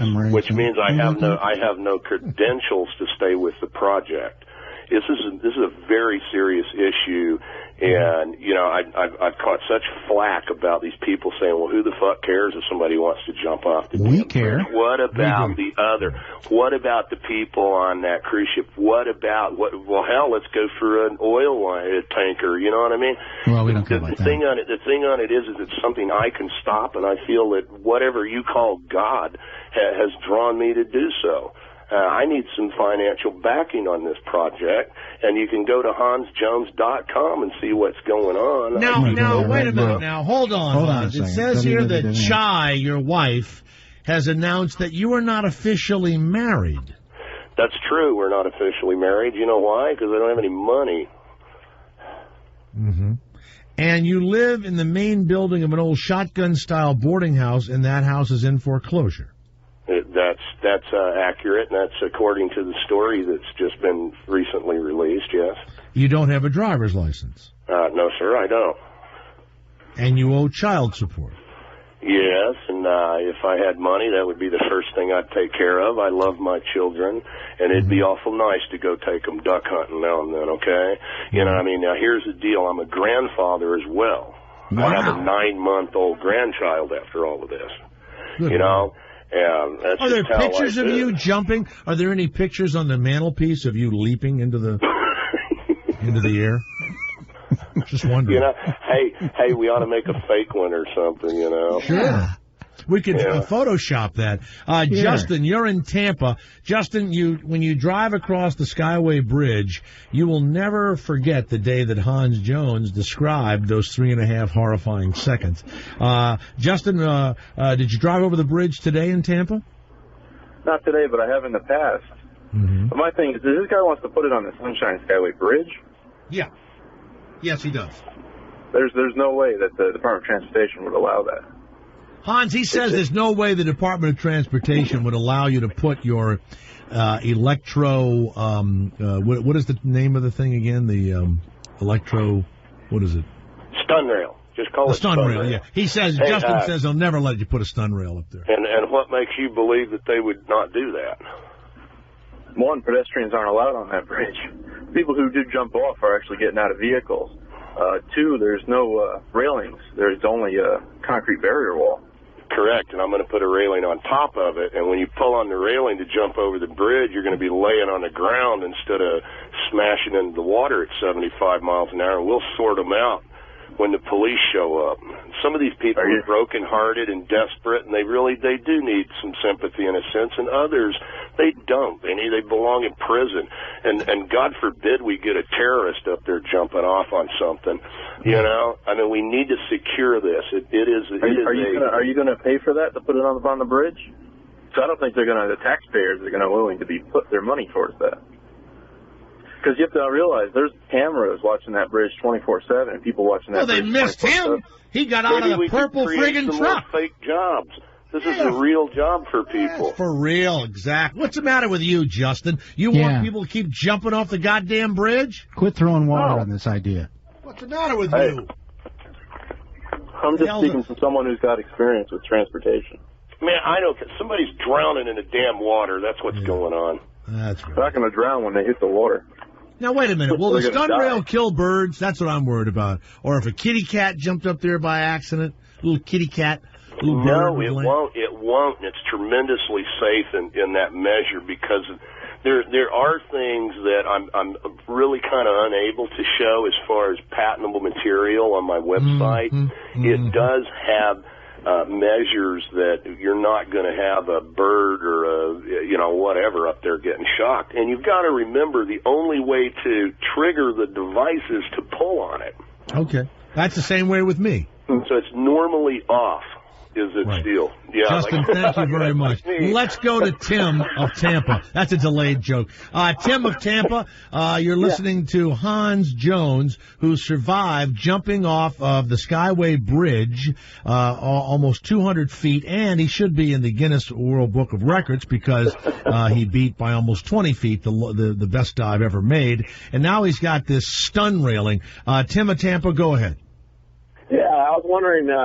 How tall does he plan on making this railing? Because someone could just jump right over it, can't they? Oh, heavens no. No, you couldn't jump over it. I mean, you would have to activate it. You would have to reach up and start to climb over it. Therefore, there's intent to jump. I have all the legal authority to stun you and drop you on the ground right there and get the shut traffic going. Couldn't you pull your van up next to it and climb on top of the van and jump over it? Yeah, you're going to have to build the thing 6 or 8 feet tall. That's going to take away from the look of the bridge that everybody... No, it's going to look beautiful. I want to put lights on the backside of it, shining out, and it'll light the bridge up. Rodney just said, wait a minute, you pull your truck up, you climb on the roof of your truck, and then you jump over it. Or pole vault. Yeah, I don't see it happening. Personally, being there... That's a waste of money. No, you think personally, it's a waste of money, Tim? Could be a mini tramp involved. Hey, you know where you can stick your money. Listen, this is a waste of human life. What about one of those little trampolines? That's another good idea. Mini tramp. Mini tramp, and you would boing, and you go right over. You know when the guys dunk the basketballs, Jay? Yes. You run up, you jump right over. Garrett, do you have the boing sound ready to go? With a basketball, you could do it. And also there's a deterrent effect here. Yes. Now, Tim... What if you hit your head on the cement after one of your railings zapping? That is in testing, right? And I'll be the one to test that. We ought to film it and put it on the Jay Thomas show. Will you wear a helmet when you test it? Good Lord, yes. And I'm going to put pads down underneath, so when I fall down, because we have to assess that as a head injury risk, which you're really, that's very smart for you. That's kind of actionable. Tim of Tampa. Right now, it looks to be a very low risk. And here's why. Tim of Tampa, do you wish that Hans Jones had died in the jump? Is that what you're saying? No, I'm not saying that at all, but if someone's going to jump off there, then that's their own stupid fault for jumping. We should have to worry about spending millions of dollars to put this thing on the bridge. to prevent somebody from jumping off. You are just heartless. You're cold. You are a cold man. Heartless bastard. Cold from Tampa. Good I'm driving God. over. I'm driving over the bridge right now. It looks beautiful. It's no rain. You should jump. Pull over, get on top of your vehicle, and leap. And do a 1.5 pike. What a bunch of heart. You know what, Hans? I think you're in the wrong town. That's a heartless. You should be saving people in a town that give a damn. Thank you, Tim of Tampa. Let's go to Emilia. It goes on, though. They're internal. All of these internal ports that come in and these bridges. I mean, there's ships coming in all over the country. This isn't just a St. Petersburg thing. And I know. We have a bridge here that people jump off of in Santa Barbara, and they do not want to put a net underneath it because it'll ruin the look. Yeah. Well, it does. It ruins the look, but there's also structural integrity factors as well with a lot of these systems out there to deter this sort of activity on these bridges. But my railing will look beautiful. You know, I want to find somebody to back me. They can go to hansjones.com. How do you spell that? Yes. How do you spell that? How do you spell that? Yeah. www. I'm serious. HANSJONES.com. Just my name and .com on the end of it. But here's the deal. In a matter of about 60 days, I'm going to lose my rights to file these patents. So could Rodney and I own it at the end of 60 days? Yes. And the movie rights. And yes, no. Listen, this isn't about. I mean, God, yes, I need money, but this is not about money. This is about something that I'm supposed to do to help. And if anybody involved with it, please. I mean, look at what I'm saying, and imagine. I think Edison did the same thing for the light bulb. He called up some radio shows, and I'm pretty sure that this happened to him. Oh, I bet he wish he could have, but Edison didn't need my help. I mean, he was a capital. I want to go to some of these calls, huh? Do you know that Marconi needed funding for the radio? He did. He couldn't even announce it. He invented the goddamn. It was ironic. That was ridiculous. He said, if only my invention worked, I could help myself. Steve, New Hampshire. God he lived in a yes, Marconi. Hans Jones is here. Rodney Lee Conover is here. It's a stimulating conversation about suicide and invention. Yes, Steve, go ahead. Yeah, hi, Jay. I just wanted to ask the designer there, why would the taxpayer be willing to pump money into something, invention like that, when all the jumper would have to do is just throw something non-conductive over it and jump? Tarp, plastic tarp, rug, anything.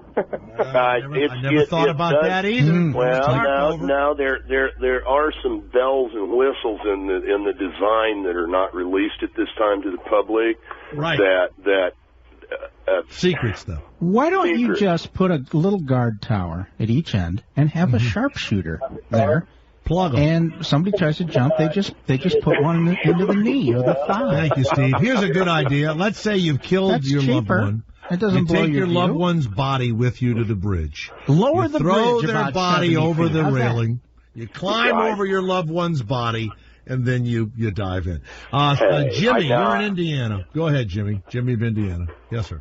Yes. I'd just like to agree with the caller. All your great inventors have tried to commit suicide. Franklin, he tried to electrocute himself, and Marconi stuck a radio in his ass. No, I think that's what we would call like the outrageous phone caller. There you go. Go to hansjones.com. You know what I've invented, Jay? What? Springs that go into the bottom of your shoes. That bounce you up and down in the air. Yeah, that's right. You jump like 7 feet. Hans, thanks for being with us. And you got 60 days. We should probably talk to you closer to the time when the invention is about to be, I guess, stolen. I mean, expired. Jay, please. I really, it's my work. We're going to rebook you for 2 months, okay? Okay, let's see what happens. And don't do anything to yourself in between now and then. You don't kill yourself. Right now it's called the Electro Safety Rail, but soon to be called Stun Spaz Wow. All right. Hey, Hans. Well, it's like that shock you get. You know what I mean? Yeah, I got you. I had to wait till I hit the water to be shocked. So. All right. But we're glad you're alive, and we're glad you're here on the Jay Thomas Show, okay? Hey, Jay, thank you so much. Call me anytime. We will. Hans Jones survived an almost 200-foot drop into Tampa Bay, and he's just been on the Jay Thomas Show. And hey, let's write a comedy movie. Yeah, okay. Based on a true story. It's comedy. Yeah, I love it. I love it. Yeah. Give me a call back sometime. Make a big splash in Hollywood. Oh, wait a minute. It says, we'll talk about those things, and it says authors, politicians, beauty queens, snipers, truckers, gamblers, pimps, priests, U.S. spotters, and people, and nutcases. And musicians, swindlers, to name a few. You got to put inventors in there too. I'll put inventors. I have to list the people that have been on this show, and we'll add inventors. All right, Hans, thank you. What an honor. What an honor. Thank you. Honor to talk to you, sir. You're a great American. You know, he's not a bad-looking guy here on the website. Now, I bet he could fool a bunch of old ladies into giving him some dough. Absolutely. All right, it's the Jay Thomas Show with Rodney Lee Conover.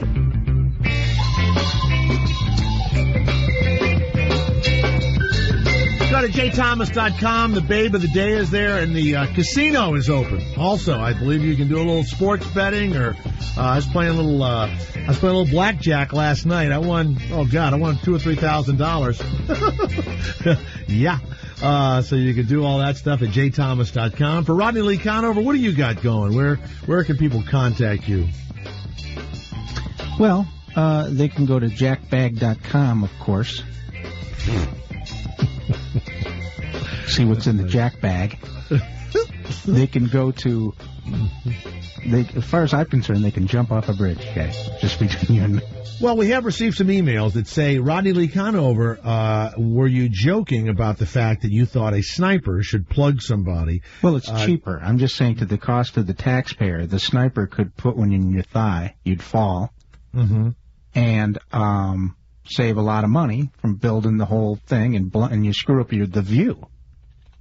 Well, you're not allowed to shoot people. But you're allowed to zap people and let them fall on their head?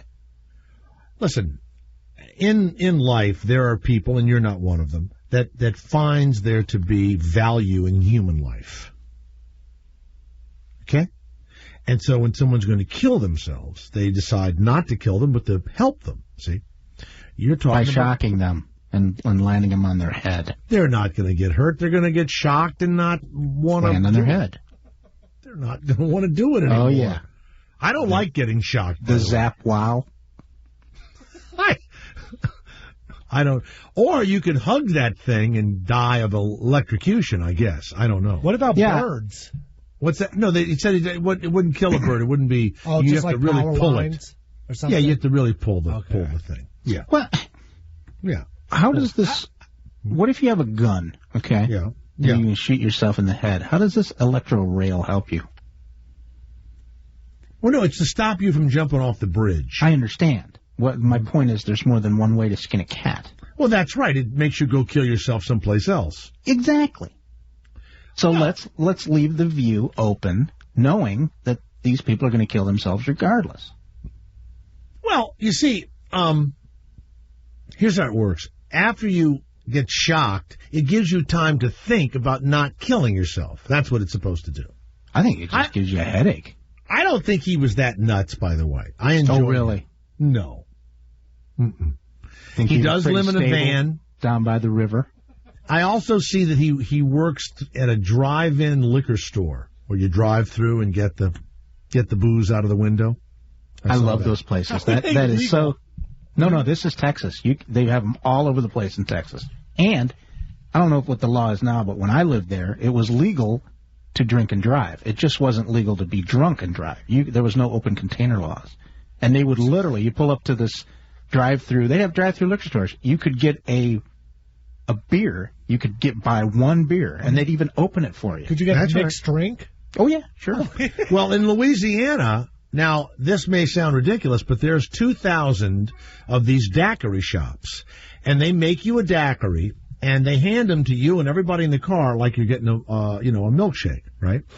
And just a couple of years ago, the legislator said, hey, wait a minute. We think people are drinking in the car. Now, this is a rum-based, I'm not joking, this is a rum-based drink, and they're all still open. There's 1,800 of them or something throughout Louisiana. And you pull up, and you drive away, and what do they think? You're going to go to the park and have like a picnic with your daiquiri. But many people, when they land in New Orleans, they go right to a daiquiri shop. And you say Bobby Jindal is not doing anything good.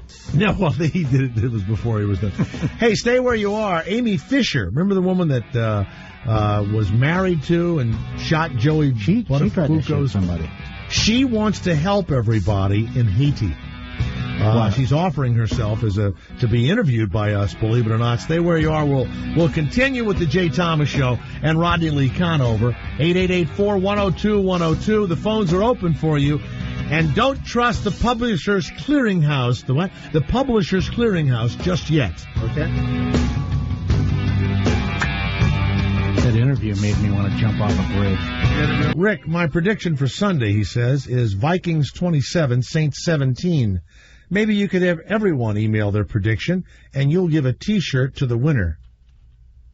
Hey, Rick, why don't you jump off the friggin' bridge in Tampa? Vikings 27, Saints 17. I hope you die. How's that sound? Are you kidding? It's the biggest game in our history. I don't want to see anybody pulling against us. Mike in Cleveland, has there ever been any kind of annual reunion of Bay Bridge jumper survivors? Rodney, that would be interesting, wouldn't it, to get all the people that lived together as a little reunion? Yeah, about as interesting as that last interview. You didn't like him? You know what? That was a nut. He's not a nut. He lived. Let's go around the horn, a severely smaller horn. Yeah, let's go around the... Fabulous interview. All right, Garrett, do you think that our last interview, the guy was nuts or sane? That's the question. Nuts or sane? Oh, nuts, definitely. Liana, are you there? Yes. Would you consider our last guest nuts? I plead the fifth. Or sane? Okay, a little nuts. Yeah, okay. I say nuts. Now let's bring Jay back. I say great guest. That's all I say.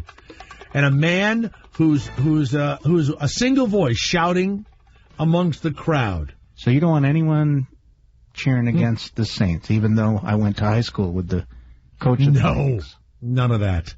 No, I wish death on people. Even though I hold in my hand a ticket purchased 6 months ago for the Vikings to win it all, the Super Bowl. And you know what the odds are on this ticket? What are the odds in that ticket? 19-1. I hope you lose every penny. Every penny. And I just can't, I don't know what to say. I just can't. Hey, Garrett. I can't wish anything worse on you. If you had a 19-1 ticket for your team to win it all, and they get to the Super Bowl, is there some sort of ticket that you can buy that will guarantee you, betting the other side, that will guarantee you make money? How do guys do that? Yeah, you know what I'm saying? I know what you're saying. What are you asking Garrett for? I don't think it's... Because you're irrational right now. You thought what did you pay for the cool, ticket? What did you pay for the ticket? $1,000. Okay. Wow. To break even, you would bet the Indianapolis Colts, who I think is going to be in the Super Bowl, you would bet the Indianapolis Colts for $1,000, and that way you break at least even. That worst case is you break even. Even. If the Minnesota... Not with Super Bowl odds. Because he's going to... Oh, you're saying just bet 1,000 on the... You bet the money line. So just bet the money line on... on whoever's playing the Vikes. So then you might have to bet 1,000. Maybe you might have to bet $1,200 whatever to win 1,000. Okay, got it. Yeah, I knew there was some sort of trick. So either you break even or you win 18. Yeah, that's wow, something like that. $18,000. Congratulations, Mark. We gotta wait till Sunday. Yeah, congratulations. Mark trained him. Hey, Garrett, I actually have to put $1,000 down on the Jets. Mark, train him. I lived about a mile from where this guy jumped back when he did it. Doesn't his story sound like the movie The Jerk? What was the plot of The Jerk? I've forgotten. Did he try to kill himself? Well, he was an inventor. Steve Martin was an inventor. Is that true? Sure, he invented the funny glasses that made your eyes go He made a bunch of money with his glasses holder, and then it made everybody's eyes go cross-eyed, so then he lost all his money. Remember that? No, you know what? I haven't seen that movie since it came out. Yeah. I wasn't a big and he grew up really poor, and he was the only white guy in a black family. That's right. This guy stole a Steve Martin idea. He probably didn't even jump. Probably swam out there. No, he did jump. No, how do you know? Because there are records of him jumping. Nobody saw him. No, he was put in the loony bin. Well, he was sitting naked on the rocks. I rest my case. No, the truck was parked and they saw him go over. No, he's for real. Look, he saw the movie The Jerk. Yeah. I believe that. You want to call him back and ask him if he saw the movie The Jerk? He asked himself, how could I bet he's not busy. How could I get a lot of free publicity and possibly raise funds for my stupid inventions? Okay, call him back, Garrett. Call him back. All right. Jack, Orlando, the Jay Thomas Show. The guy may have stolen the idea. He may have duped us by stealing the entire idea from the movie The Jerk. I feel like a fool. I feel like a jerk. Yes, go ahead, Jack. Jack? Yes. Yes, Jack. It's not whatever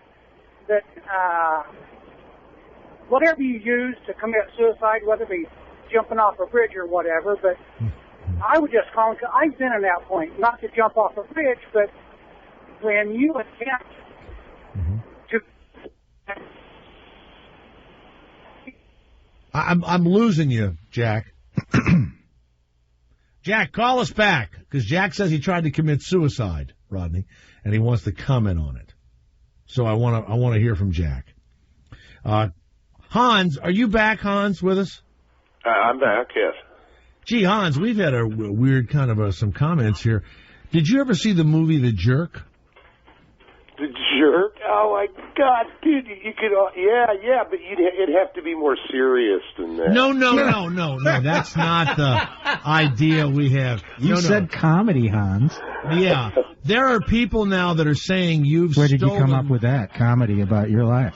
Yeah, that you've stolen basically the plot of The Jerk because his invention failed. He was the only white guy in a black family. So I'm calling back to find out. And it's a comedy. Hans, do you know Bernadette Peters? Hans, did you steal your idea for the movie from The Jerk, or is that stuff you told me true? No, it's the first time. No, but I can see the correlation. I did see The Jerk. I loved it. But I was thinking something, if you took something about Mary and my cousin Vinny and mixed them together. Okay, that's good. I'll use that. Take the lawyer thing and kind of switch it around to the business side of it. Okay, well, we'll handle it. We'll handle it. Now, you're not going to give us trouble when we start writing the script, are you? Hell no. You guys, well, please don't put me back out on a street corner. I mean, you guys make we're not going to make you look good. We're going to make you look like a nut.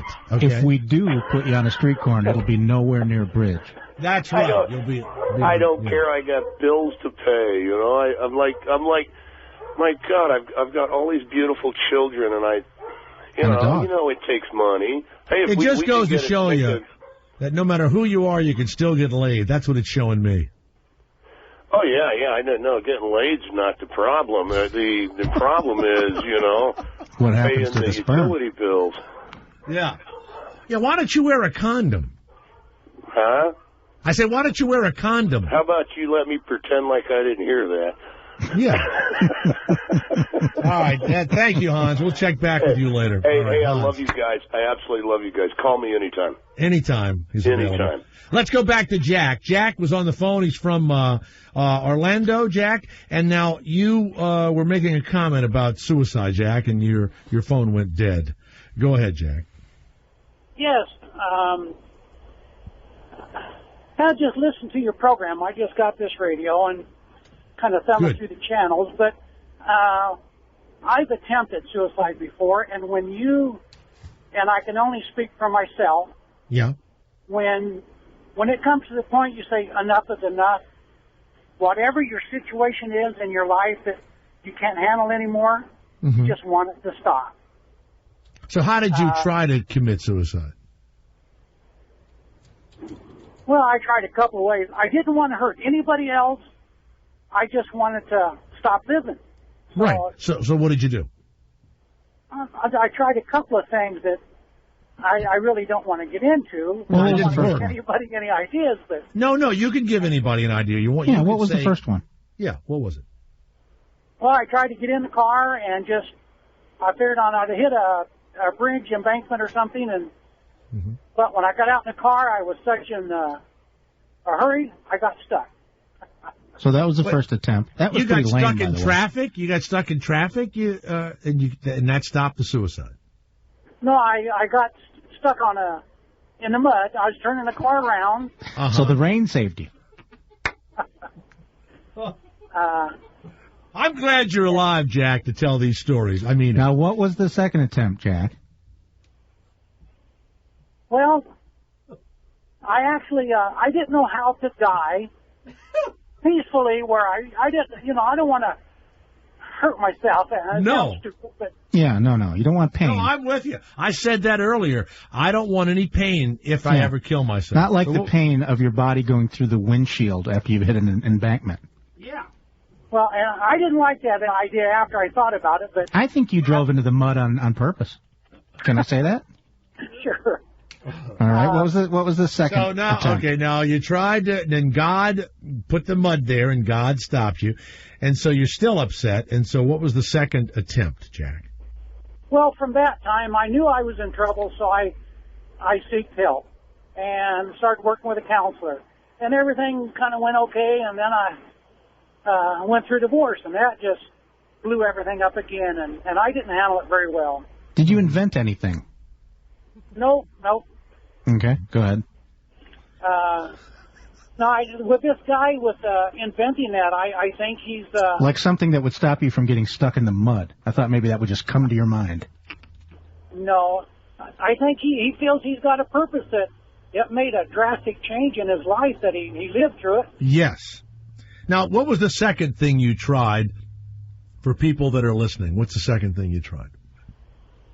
Well, it didn't get to that point. So you only tried once? Yes. But this two-time thing was a ruse. Yeah. I told I see in Strength, there's a group of us, and I told him he had 30 days to help me. I've been seeing him for about a month, and things are just getting worse. And he wanted to know... Boy, you put a guy on a 30-day deal. That's I mean... That's a lot of pressure. Jack, you sat with the guy and said, it's not up to him to help you, it's up to you to help yourself. What's up with that? That's a demand. I don't know if that's appropriate. You're like a very rude, suicidal person. Yeah. No, well, I do my prayers, and I believe in Christ. And that lie to get on the air that you did it twice. You only did it if you believe in Christ, suicide is, the two greatest sins that you can... Yeah. And people don't realize. There are presumption, and the presumption that God and Christ is going to save you no matter what. And then there's despair. Those are people don't realize this, but those are truly the two greatest sins. And if you despair to the point where you don't think there's any help for you, and you take your own life, you pretty much are condemning yourself to hell. And if you presume that no matter what you do, God or Christ will save you, that is also a roadway to hell. Now, I'm telling you, you know what the third one is? What is it? You're a bad tipper. Jesus, you're a bad tipper. There are three of them, Jack. Well, I didn't say what I attempted to do was right or wrong. I'm just explaining that I told God, I said, we've got 30 days to fix this. If not, I'm pulling the plug. And after I thought about it, then my next meeting with the counselors and a group of people, I told them. I said, I can't do it anymore. I'm done. Don't you think, though, God's secretary said, hey, it's the guy who, drove through the mud last time? And he said, I don't know. That was kind of lame. That was 15 years earlier, but... Now, here's my question. Why wouldn't you just sell all of your possessions and move to some sweet little island town or go to Mexico or wherever... With no bridges. And put on a flowered shirt and some shorts and some flip-flops and just go, look, let me get rid of all my worldly possessions. I can't help my family. And just try to, go someplace alone and drink Mai Tais or something and work at a hotel or whatever. I don't get this having to kill yourself thing, you see? Well, at the time, my ex got everything except for my insurance policy. And I thought that was the only way that I could help my children. Okay. No, that's not how I think now. But at the time, I was so focused on, I just wanted the pain to stop. Okay. Now, how do you feel now? You still in pain? Oh, heavens, no. Oh, good. You sound great. No, I'm atop the world, man. Does your penis still work? You still get wood down there? Well, for the most part. For the most part. Okay, that's all that counts. Okay. Well, Jack, listen, I'm glad you're a new listener. This is the Jay Thomas Show. Rodney Lee Conover is here. And we're here every afternoon, 3 to 6 Eastern Time for you. Okay, Jack? We die every day. Yeah, that we've known death that you can't believe. Well, the way you guys were speaking on the radio, it just it struck an interest to me, and I yes, sir. You didn't get mad at us, did you? Because we're making fun. No, you have your right to your opinion. Okay, but this is a fun show, Jack. Yeah. We're kind of stuck in the mud right now. If you know what I'm saying? Yeah, we're in the we just turned the van around and we're unable to. By the way, a woman that we went to that was a homeopathic doctor who lives. She was what? Homeopathic. I support her right to get married, by the way. No, she gave out little sugar pills and told us that they were made of herbs. She took her dog and she was driving on the 101 freeway and launched her car off the freeway and landed onto these railroad tracks and was with her dog. And then a train hit her. No, she died outright. And they said, gee, the witnesses said, my God, it looked like she just launched herself. That was the way that we don't know if she killed herself or who knows what happened, but she had her dog with her. Maybe she was petting the dog and would stop paying attention to the road. You know, it looked like to me like a suicide, but you know, when you crash your car into something, you might just get paralyzed. Yeah, that is the dumbest. I mean, Jack, I'm glad you didn't go through with that because then you'd have been in a wheelchair, you know? And you couldn't even kill yourself if you wanted to. Yeah, you'd be in your little wheelchair thing, you know. When you're in that state of mind, you're not thinking straight. Really? Why? And I can only speak for myself because when I was thinking those stupid things, I can think at it now, but at the time, it seemed like that was the only solution. Hey, Jack. Whether I'm good or bad, Yeah. You got a new girl? Yes. Right on. Power of the Punani, Jack. That's right. Well, thanks a lot. I appreciate you taking my call. Well, Jack, I'm glad you're alive, and I'm glad you're part of the J. Thomas Nation. It's not really a nation. It's more of a neighborhood. It's more of a cul-de-sac, actually. More of a little bridge. Yeah, it's more of a little area. That people jump off of.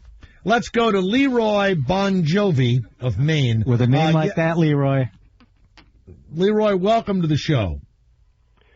Geez, after listening to Jack, I wish Amy Fisher would come to the door and shoot me in the face.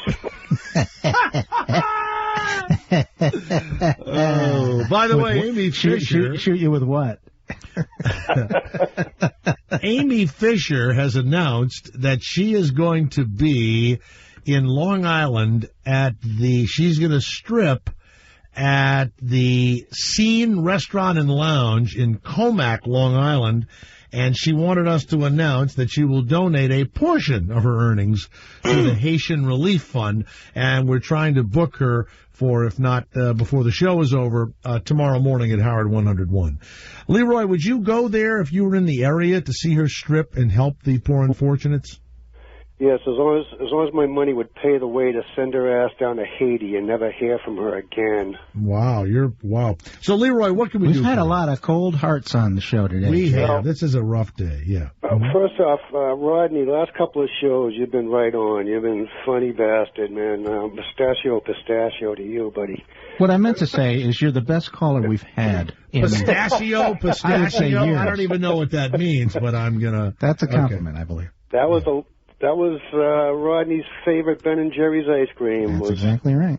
Yeah. You pay attention. Yeah. I just want to say, I miss Sean Kelly already. That was a good guy. I hope the best if he's listening. He was a good guy, is a good guy, and it is unfortunate. It was nothing that had to do, unfortunately, if I could have stopped it, I would have.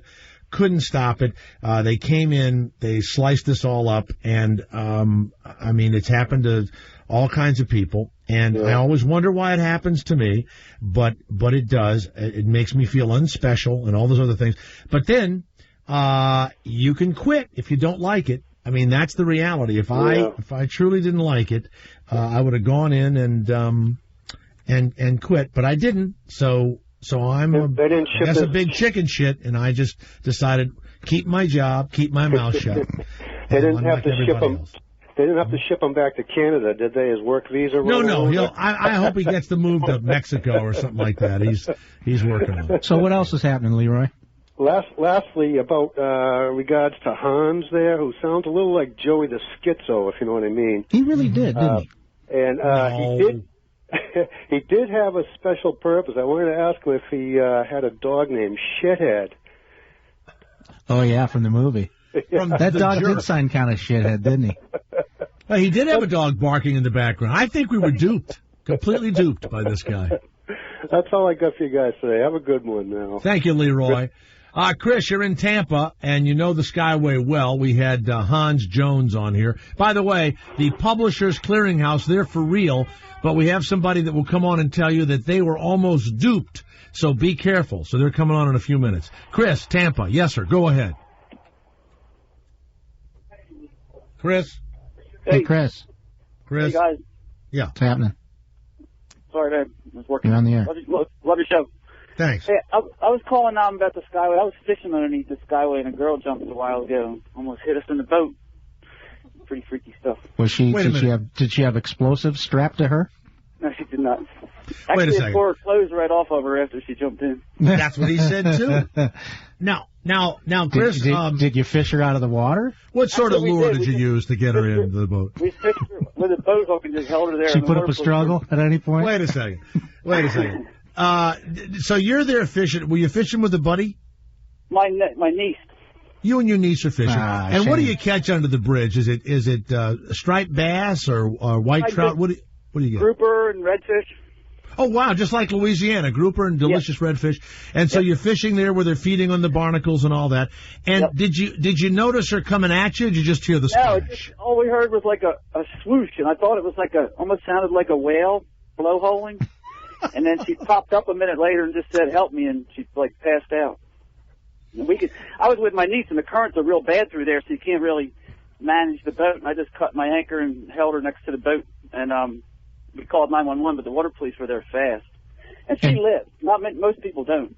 Did she thank you for saving her life? No, we never heard anything. Those guys just snatched her up and took her off, and we were. So she's depressed and inconsiderate. Very rude and depressed. Now we've had these people that want to kill themselves. They are very inconsiderate, rude. Jay. Ungrateful. Yeah. Did it make you want to go to the hospital and visit her? Because it had to make the newspaper. It happens so often that really it's a little tiny blop in the paper. It's just raining men. Do you have my favorite song there? There's that song. Yeah, it's Raining Men. Right. Now when she was naked, was she good looking or overweight? Nah, it looked like somebody punched her and beat her up. Oh, she wasn't worth it. Wow. Now, did you go home? Did you go home after that, or did you do what my brother would do, which is go back and keep fishing? We kept fishing, but she scared all the fish away. All right. All right, man, I got to get back to work. All right, Chris of Tampa, thank you very much. Thanks. Apparently a lot of people jumping off this bridge, Jay. Apparently. Unbelievable. There you go. Hey, the Jay Thomas Show is open and ready to talk to you at 888-4-102-102, and we'll talk about the scammers of this Publishers Clearinghouse in a few moments. John, New Jersey. Yes, John. How are you? Were you raised Catholic, John, by any chance? No, I'm Jewish. You're Jewish, yes. But I didn't know about the Catholic sins. I knew suicide was a bad one. Yes. But owners we only have one that's paying retail. The other one is paying retail. That's another. Well, we really only have the first one, which is paying retail. You think of that all by yourself, did you? No, it's an old joke. All right, take No it easy. kidding. Listen, what's going on? Yeah. All kidding aside, what's going on? I just heard Sean didn't answer the phone. Right.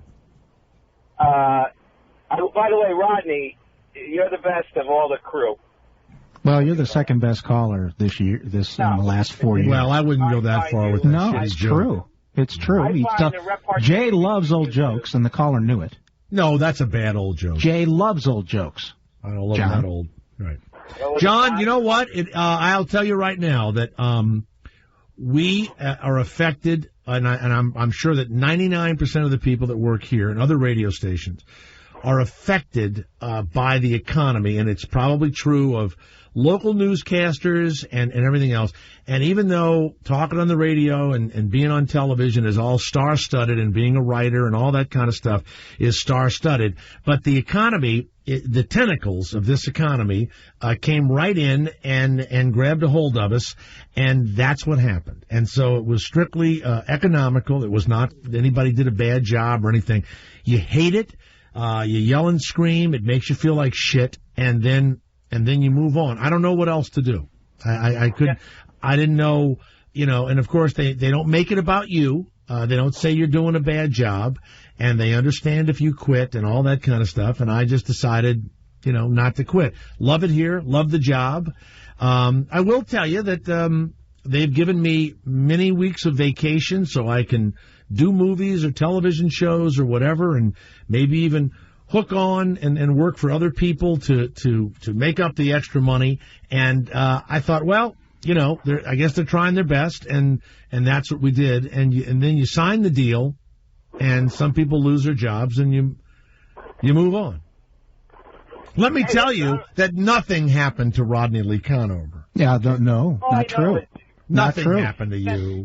That is not true. Smelling like a rose. Okay? No, they. Let me tell you how much I got cut. They made me get circumcised. All right, you see that? See, he can joke because nothing happened to him. See? Sean sent me a Raffi tape or CD or something. Oh, with the contest when you won something here in the Jay Thomas show. I wanted a T-shirt or something, but that's okay. He was a real nice guy. I know these things happen, but I just heard about it, and I'm a little disappointed. But I know you care, Jay. You're not a bad guy. No, and I don't think any of these jobs are all that important. I mean, people make a big deal out of them, but it's a radio show. It's silly. You talk, you make noise. But let me tell you, when you're sitting in the car in New Jersey, it's important. Howard's important in the morning to me, and you're important at night. So and let me tell you something else. Let me just you've got Garrett Andrich now, who's a youth, a young boy, and he now has a chance to shine. And the spotlight is on him now. Who's he? Well, there you go. You don't even know who Garrett Andrich is, and now the spotlight is on this young man, and we'll see if he can carry the load. We're watching him very carefully. Well, I wish the guy well. I hope Sean does well too. But is anybody else missing that I should know about? Or no one else is missing. No one else is missing. Madison still around? Who? Madison is still going to be on the show? Yes, she'll still be here. All of them. And Ira the weatherman. No one else. So Garrett, say hello to John from New Jersey. Yeah, hey John. Garrett, I was just kidding. I'm sorry about that. All right. You see, I want to get on every once in a while, but no, you guys have a great show, and it really picks up my ride home. So I appreciate it. All right, John, you're bringing me down. I gotta let you go. I'm not bringing you down. Oh, yes, you are. Yeah, great. Oh, Jesus Christ, Jay, come on. You brought me down. Don, that's your own fault. I'm stuck in traffic right now, and you're bringing me down. You're stuck in traffic. I'm stuck in traffic. Well, pull over and jump off the bridge already. All right, John, thank you. Let's go to Susie. What a name. What a bright name. What a cheery name, Rodney. Susie of Pennsylvania. Hello, Jay. Oh, God. Will you stop calling here and saying you're Susie or Linda or whatever? Stop it. I'd just like to tell you, I'm a basketball player, and I drive truck, and people say I sound like a man, and I want to commit suicide, but I can't find a bridge. Tall enough? Yeah. All right, stay where you are. The Jay Thomas Show is on the radio.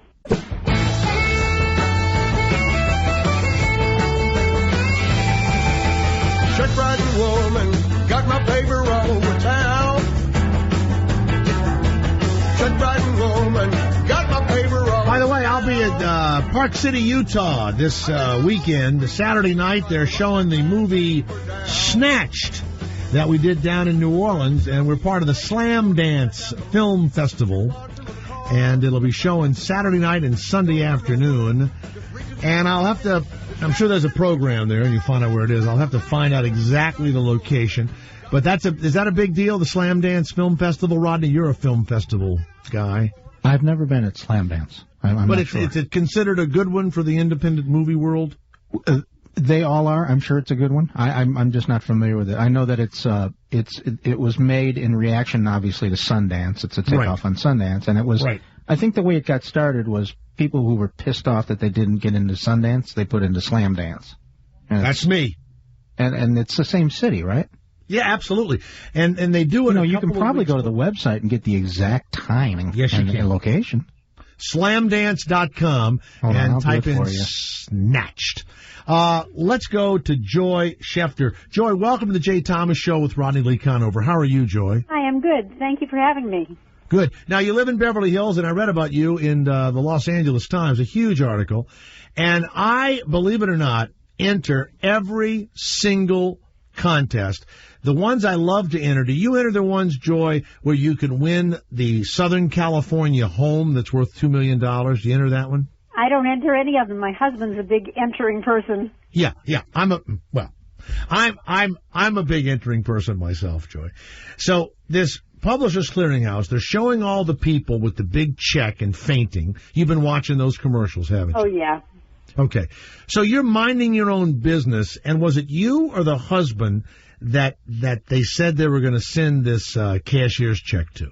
Well, actually, both. First, they called and spoke with me and told me I had won. When I got to questioning them with, just kind of normal questions someone would ask, they suddenly said, oh, no, the check's not in your name, it's in your husband's name. So then they wanted to speak to him. What did the person sound like on the phone? First of all, he sounded like he was underwater. It was a very odd connection, literally like a gurgling noise. And eventually we did find out they were down in Jamaica. The first number they gave us was in Syracuse, New York, but then they gave us another number. It was in Jamaica. They had kind of an accent. I couldn't really place it specifically. Did you know from the very first syllable that it was a scam? No. For the first 10 seconds, I was so excited I was going to jump out of my skin. And then I thought, wait a minute, this is impossible. First of all, I never enter anything, so it can't have my name on the check, which is what I told him. Right. How much was it supposed to be for? You're talking to a very rich woman. $2.5 million. And actually, they called me twice, so $5 million. So wait a minute. Somebody else, they screwed up and they called you 2 times. Yes. About 10, maybe a few minutes, 10, 12 minutes after I hung up from the first guy, a second guy called and said he was representing Wachovia Bank and Publishers Clearinghouse, and I had won another $2.5 million. And I said, you better get your story straight. I just spoke to somebody from Bank of America, and they just told me I'd won $2.5 million, and I hung up on him.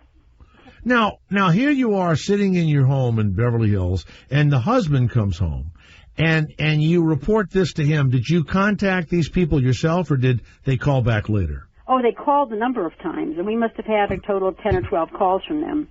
Once I obviously realized it was a scam, I was thinking to myself, at first, then it made me angry. First I was excited, then I was angry, and I kept thinking, in this economy, people are so gullible, people are so desperate. Mm-hmm. Who can I report this to? And so I decided to call the LA Times, their consumer writer.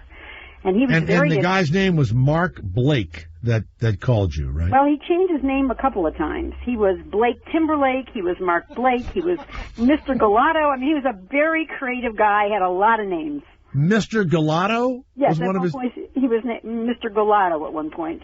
You know what, Rodney? I like Mark Timberlake the best. I know. I thought that was very creative. I like Mark Timberlake. So there you are. Now you call the cops, or who do you call? Well, I called this consumer advocate at the LA Times to just say to him, who should I report this to? I was thinking about the FCC. I was thinking about, whoever.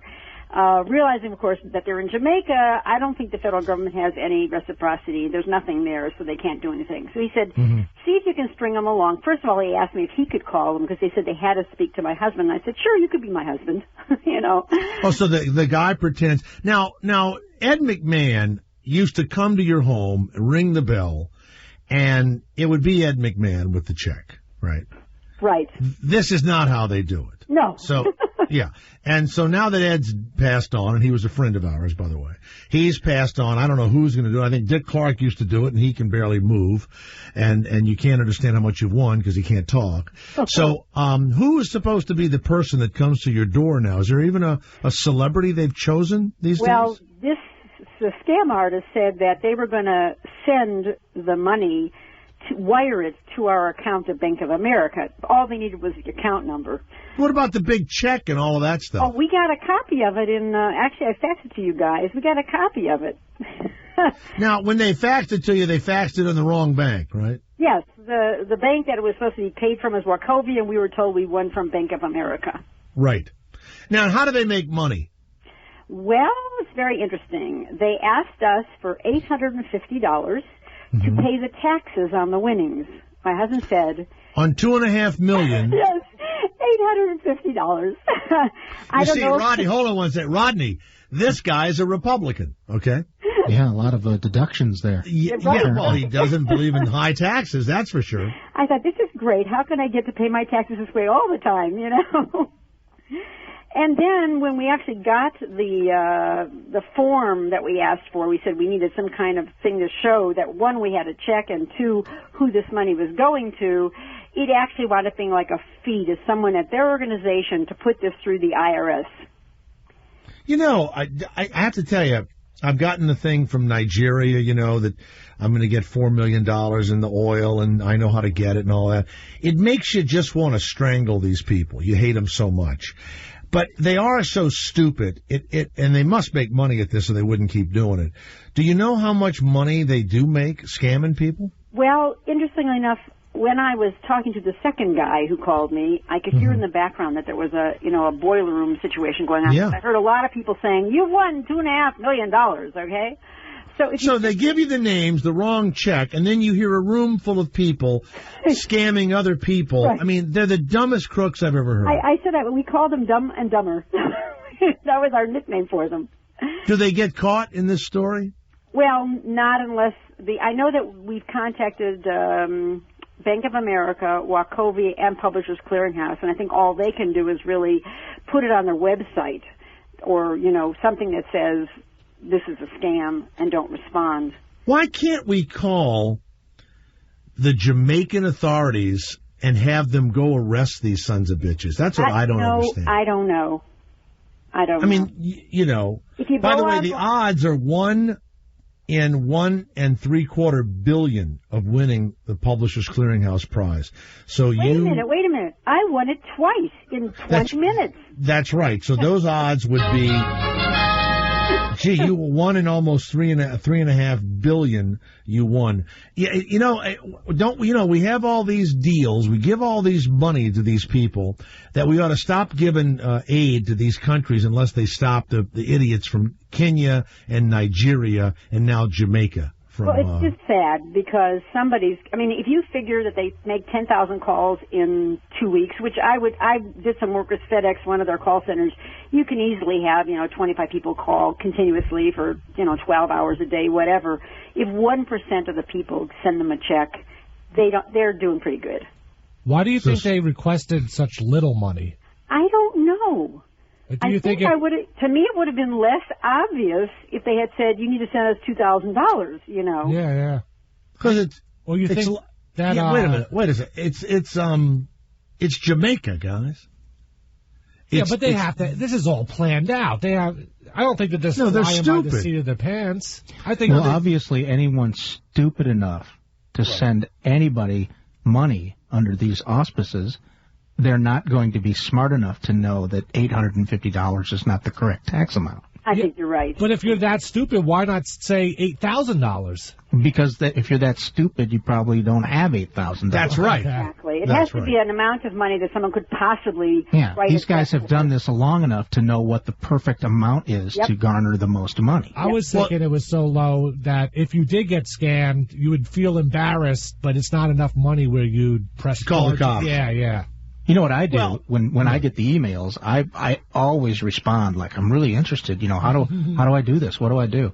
And I go back and forth with these guys to the point where I've actually got sent, some checks And I just string them along like crazy, and I tell them, well, I got the money, I cashed the check. What do I do with the cash now? And then you can see them in the next email just go crazy. They're just like, oh, they just are out of their minds because they got a sucker, Well, the other thing that's funny, and if you have a moment, I'll read you one line from the letter because their English is so poor. These funds are required to cover the cost of processing insurance fees, state, local, and federal taxes to prevent any disturbance from the IRS. Any disturbance. So they're not even using English. They're using a book to translate. Pages of misspoken English, whatever. Yeah. They ought to have a picture of Ed McMahon on there. They got to have some, on his grave or like live. They ought to have, in the name of poor dead Ed McMahon or something. Yeah. Speaking from the grave. Well, Joy, I'm glad you did it. So you just played along and called people and you fooled with it, but nobody got caught. No, as far as we know, nothing's been done. Yeah, that's ridiculous. That's crazy. Something should be done. Well, if you go By the way, Joy, the fee to be on the show is only $500, and I'm glad you decided that you. But for you? Listen, we've gotten better offers from our friends. I'm sorry, Joy. The king has a call. The king. You're probably getting a call from Jamaica. Joy Schefter. So those of you out there, what does it look like? Give us the warning. It looks just like the email looks like Publishers Clearinghouse check, or they called you first. They called me. I never got an email from them. They called and they faxed the check. And they faxed the check and it had your name on it. Yep. All right. $2.5 million. Joy, thank you very much. My pleasure. Take care. All right. Joy Schefter. Boy, I try to win those things. I just paid $300 last night to either win a $2 million house or get $1.5 million in cash. Every single one of them I enter. I enter the only thing I've ever won, this is so crazy, it sounds like a joke, I won a half a dozen swizzle sticks. And I don't even think people use swizzle sticks, the thing that you stir your drink with. They were red, and they had the name of some insurance company on it. That's it. Damn. And you buy lottery tickets, Garrett? Once it gets over 100 million or something, I'll do that. Who wants to be bothered winning 20 million, we hear about Conan O'Brien settling for 40 million or 30 million or whatever. You hear about Howard making $100 million a year. You hear about if I won 25 or 30 million, there's something in radio called the carrier wave. It's just like, the mics are on, the signal's being sent. I mean, gone. Absolutely gone. I mean, that Conan O'Brien can't wait to get back on the air with $30 million in his pocket is so foreign to me. I just can't. 3 million, 4 million. There's so many incredible things to do beside, even though this is a fun job and all, but there's golf and there's islands and there's Europe and then you go back to work when you spend all the money. That's what you do. Jesus. What would it take for you, Rodney, not to do anything ever again? How much? How much? 4 million. 4 million. Garrett. To never come back to work again? Yes, never. Well, I'm younger than you guys, so it would that's have right. to be at least 10 million. I don't even know if I could survive on that. What are you talking about? If you put it in the bank and you just made 6%, that's $600,000 a year. You're an idiot. What bank do you make 6% at? No, you'd invest it and I would help you. It's the Jay Thomas Show. Stay where you are. Wow. Big weekend. Jets against Indianapolis. Saints against Go Jets. Minneapolis, right? Yeah. And then the Jets are favored. The Jets are underdogs by 7.5. I read today that Coach Rex Ryan eats 7,000 calories a day. Did you read this, Garrett? Yeah, I saw that too. That's why he's so fat. But Michael Phelps does 9,000 calories a day. Rodney, what do you eat, Rodney? How many calories do you think? How many calories? I don't count calories. You don't? I just live my life, You're supposed to eat, 10 10 times your weight. So if you weigh 200, you're supposed to eat 2,000. Oh, right. Well, you're supposed to eat about 1,500 calories a day to sustain. I suspect that the type of calories you're eating probably would have something to do with your health. Correct. He looks like he has a stomach full of shoulders. He just has this big giant. Who's he? The coach of the Jets, Rex. He's got these big bumps in it. His stomach is like, it looks like he swallowed things whole. There was a story about how in the hotel room the press saw him with a a whole pizza pie. Yeah. And he was like, "Oh, it's for my son." And then they saw his son a half hour later, and he was like, "What pizza?" He just ate it all himself. The whole. He probably folds the whole pizza too. Yeah. Probably what? Folds it. Takes the entire pizza. In New Orleans, I know guys that do this. They get the pizza. Their family's sitting down. They get a pizza for the family. Their pizza arrives. It's a whole pizza, and they fold it, the entire pizza. Yeah. And they begin to eat it folded. They pick the whole thing up. Whole thing up, yes, sir. The entire thing. So they don't cut it. They got to request to have it not cut. No, it isn't. It isn't cut. No, it is. So they have to call in while they're ordering and say, "Oh, by the way, don't cut. I want the medium not cut. Don't cut it into pieces." Absolutely. And they go, "What are you? One of them folders?" Yeah, you're a big fat smart folder. ass with you. Big fat folder. And then you go, "Yeah, I'm folder." So, and then they go, "You must be pretty fucking fat, dude." That's what they go. And then they go, "Hey, you want me to start calling other pizza place or something?" And then they go, "No." What? No. Some other guy's going to fold it and not make fun of you? And then the fat guy goes, "Yeah, good point. Better send that over." No, the Pizzone by Pizza Hut is pretty much, that's what it was, a pizza folded in half. Well, that's pretty much all Italian dishes. They're, it's like eating Mexican food. It's all the same shit, and then they got different shapes, and they call it something different. Yeah, red or green salsa on the top, and it's the same thing. Yeah. It's all the same. Bow tie pasta? And how does that differ from noodles? Oh, yeah, different shape. Yeah, why do they make different shapes? What is that? So they can call it different dishes. I'm telling you, it harkens back to the day where all they had was pasta, and people were going, "I want to eat pasta again, Mom," and she says, "Shut up, this is bow tie." And the mom got creative with it. How about shells? Oh yeah, the shells. That's way different. We had shells last night. Bow ties. Shells. Joe, Boston, the Jay Thomas Show with Ronnie Lee Conover. Hello, Joe. Angel hair. Angel hair. Hey, I guys. Hurry up, Joe. We have only 60 seconds. Because the noodles are thinner. I just want to tell you guys about a scam that they pulled on me back in last year via email. What is it? I got an email from a girl out in Russia that said she didn't have enough money to fly to the U.S. to finish her semester abroad or whatever, and she was looking for somebody to fund it for her. And she kept asking for $650, but every time she sent me an email, she would send like a photo attached to it to make it look more realistic. Ooh. Did you pay it out? No, of course not. In this case, the power of Punani fell short. You betcha. Yeah. But it was fake Punani. It was not Joe, going to come to me. I don't care. You want to hear something sad, Joe? I like to fold Punani. I flew that broad in and banged her. All right. Yeah, I think you did. And then I folded her.